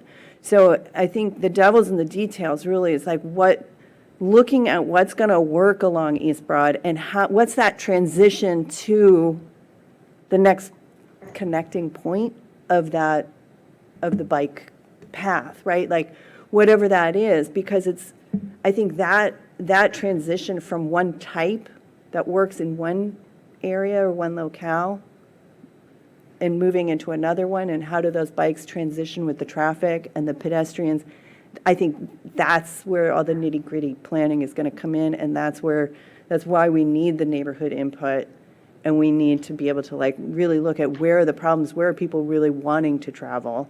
And I don't know if the idea is to develop it all at once. I think it's really going to be a piece here, let's do this and see how that works, and we're kind of building upon lessons learned. So, that's just my 2 cents. Thank you very much. Thank you. Mr. Stevens. Yeah, just a few comments. I think all of the routes have a lot of positive arguments behind them for support. Certainly the one to the high school, Mary Ellen Henderson campus needs to happen, and it's going to be very difficult but it looks like you're making some good progress, so hopefully that will yield some results. I do want to just add on to some of the support that's been expressed for looking at the East Broad Street route as a priority. Since it's a 25-mile-an-hour speed limit along there, it's kind of cries out for lane narrowing, which would free up additional space for consideration of a multimodal approach to that street. And it would tie in the Eden Center. So there's just a lot, I think, of very positive things to say about that. And I was very pleased to see that it was included as a potential priority route. So I'll leave it at that. Thank you. Thank you, Mr. Stevens. The good thing about going last is everybody says what I was going to say. I agree. I have a hard time choosing here as well because I'm glad that things are happening on these routes. I think that's the most important thing. I agree very strongly with Mr. Duncan that, I'm not a big fan of a lot of parking, but parking actually does a really good job at calming traffic. And so in certain cases, I think it's a good idea to go with that option, like on East Broad. So I think that's a great place for a road diet, given that there's not a lot of parking on the street anyway, if any. So I think that's a very good option for that particular route, that particular route. Other than that, I agree with the rest of the commissioners' comments. I do think that the traffic calming options, though, are very effective at doing what they do. I know that there's conflicts then with bikes and things like that, but it's hard for me to disentangle those because I think that they have to work together because slowing speeds is also a really great way to encourage more biking. So any more comments from the commissioners? Anything else that's been left off? Ms. Como? I just wanted to address the other alternative for the access to the secondary campus. I know we have this somewhat circuitous route through the Mr. Tire property and the condo building. I see kids every day walking straight up and down Broad Street. It's the most direct route to the schools. So in my opinion, if we have an opportunity, and I imagine it would be expensive and somewhat disruptive, but to provide a safe route on Broad Street, that would be my preference there. It's more direct. Kids are doing it already. I just don't really see them taking this kind of circuitous route along. I mean, maybe if the school tells them, but I think they're still going to go through the giant parking lot or straight down Broad Street as they're doing today. So we could build this nice kind of neighborhood route, and maybe some kids will use it, but I think if we built a safe route on Broad Street, a lot of kids would use that. That's just my expectation, having 2 kids at the secondary campus myself. So I would support that one as well. I think that's something that staff maybe had looked at getting either grant funding for. It was a technical study. I remember, am I dreaming? Was there some sort of application that involved this section of Broad and bike lanes? So the concepts that are an attachment are being done as part of that study. So I see. Okay, so that is what I'm remembering. Yeah. Looking at the Google Street View too, there are a number of street trees, and a number of them are not in great condition, as of whenever the Google Street Views were. So I think it would be good. I know that trees are a consideration, and I think if we were to make these kinds of investments in building out a shared use path along Broad, we would probably lose a lot of trees, but I think some of them might not be in the best of shape. So trees can be replanted, and we would have an amazing path to the secondary campus and to the West Broad development. So that would forgot to mention that one. That would be my preference there as well. That's very good. And I think one of the comments, the written comments from Bike Falls Church addressed some of those access points to the secondary campus. Okay. If nothing else, I want to thank you very much for coming by. Thank you for, as you heard, it's big improvement, lots to like in here. Is there anything else you need from us at this time? No, thank you. Staff, go ahead. Paul? Mr. Todd? That's all staff needs on that item. Thank you. All right. See you in a couple of weeks. Thanks. Okay, plowing through. Item 8, information items. Any planning commissioner reports? Looking at you, Mr. Stevens. Nope. All right. Let's keep going. 8B, Director's Report, Mr. Stoddard. All right, I will be brief. A couple items to update you on, and then we'll do the calendar look ahead. In the written report, first update is courtesy of Kurt Lawrence, who is our environmental planner on staff, a recent hire, and he's already hard at work.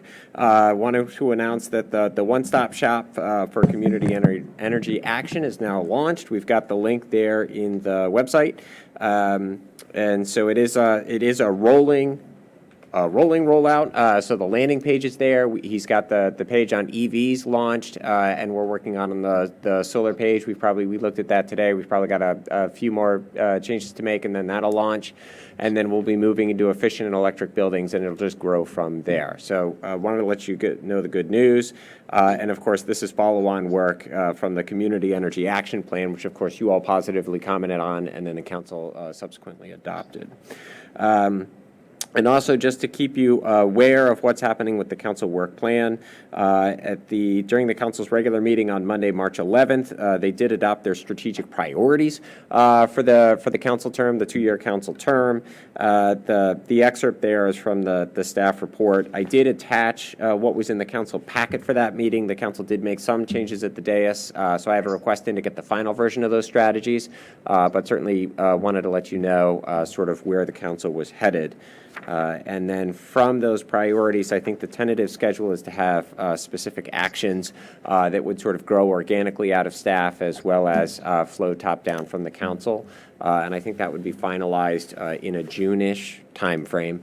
But of course, staff is already hard at work at delivering on a lot of these priorities, either from previous work plans or obviously from the direction that the council is providing, as well as the budget that's under review now. If there are no questions on those, I'll jump to the look ahead. Mr. Trainer, if you could pull up the schedule there. There we go. So as usual, I never want anything to surprise you guys. So the flood, one thing to be aware of, it'll obviously be on a short review time, and that is the update to the floodplain ordinance as well as the associated floodplain maps. We are working to make sure that we get the required legal ads, not only in the paper for circulation, but also on any sites that are impacted by the changes to the maps themselves. And that'll be coming before you shortly. Not your next meeting, but it looks like at the April 17th meeting. I'm sorry, it will come up at your next meeting. Work session on April 3rd. That'll be your first and only work session on it as scheduled, and then it would be before you at your next meeting on April 17th for action. There was a council work session recently, so certainly you can watch the tape on that one if you want to get a pre-read. And the reason for the timing is because the new ordinance needs to be in effect before the end of the fiscal year in order for the city to maintain its flood insurance ratings as well as participation in the flood insurance program. So obviously a lot of interest in moving this forward. We're also working concurrently, of course, on a number of other things. The Tinner Hill Historic District is continuing to make good progress with community engagement, and then a follow-up to your work session tonight. Tentatively, the Oak Park Townhomes coming back for action on May 1st. That's all I have in terms of the look ahead. Happy to answer on any questions on those. Thank you very much. Questions? Mr. Stoddard? All right. Sounds like a fun spring. All right, 8B, any other correspondence, Mr. Trainer? Don't believe so, Mr. Chair. Okay. No. Anything else then from other commissioners before we adjourn? Mr. Stevens? No. All right. Thank you all very much. We are adjourned.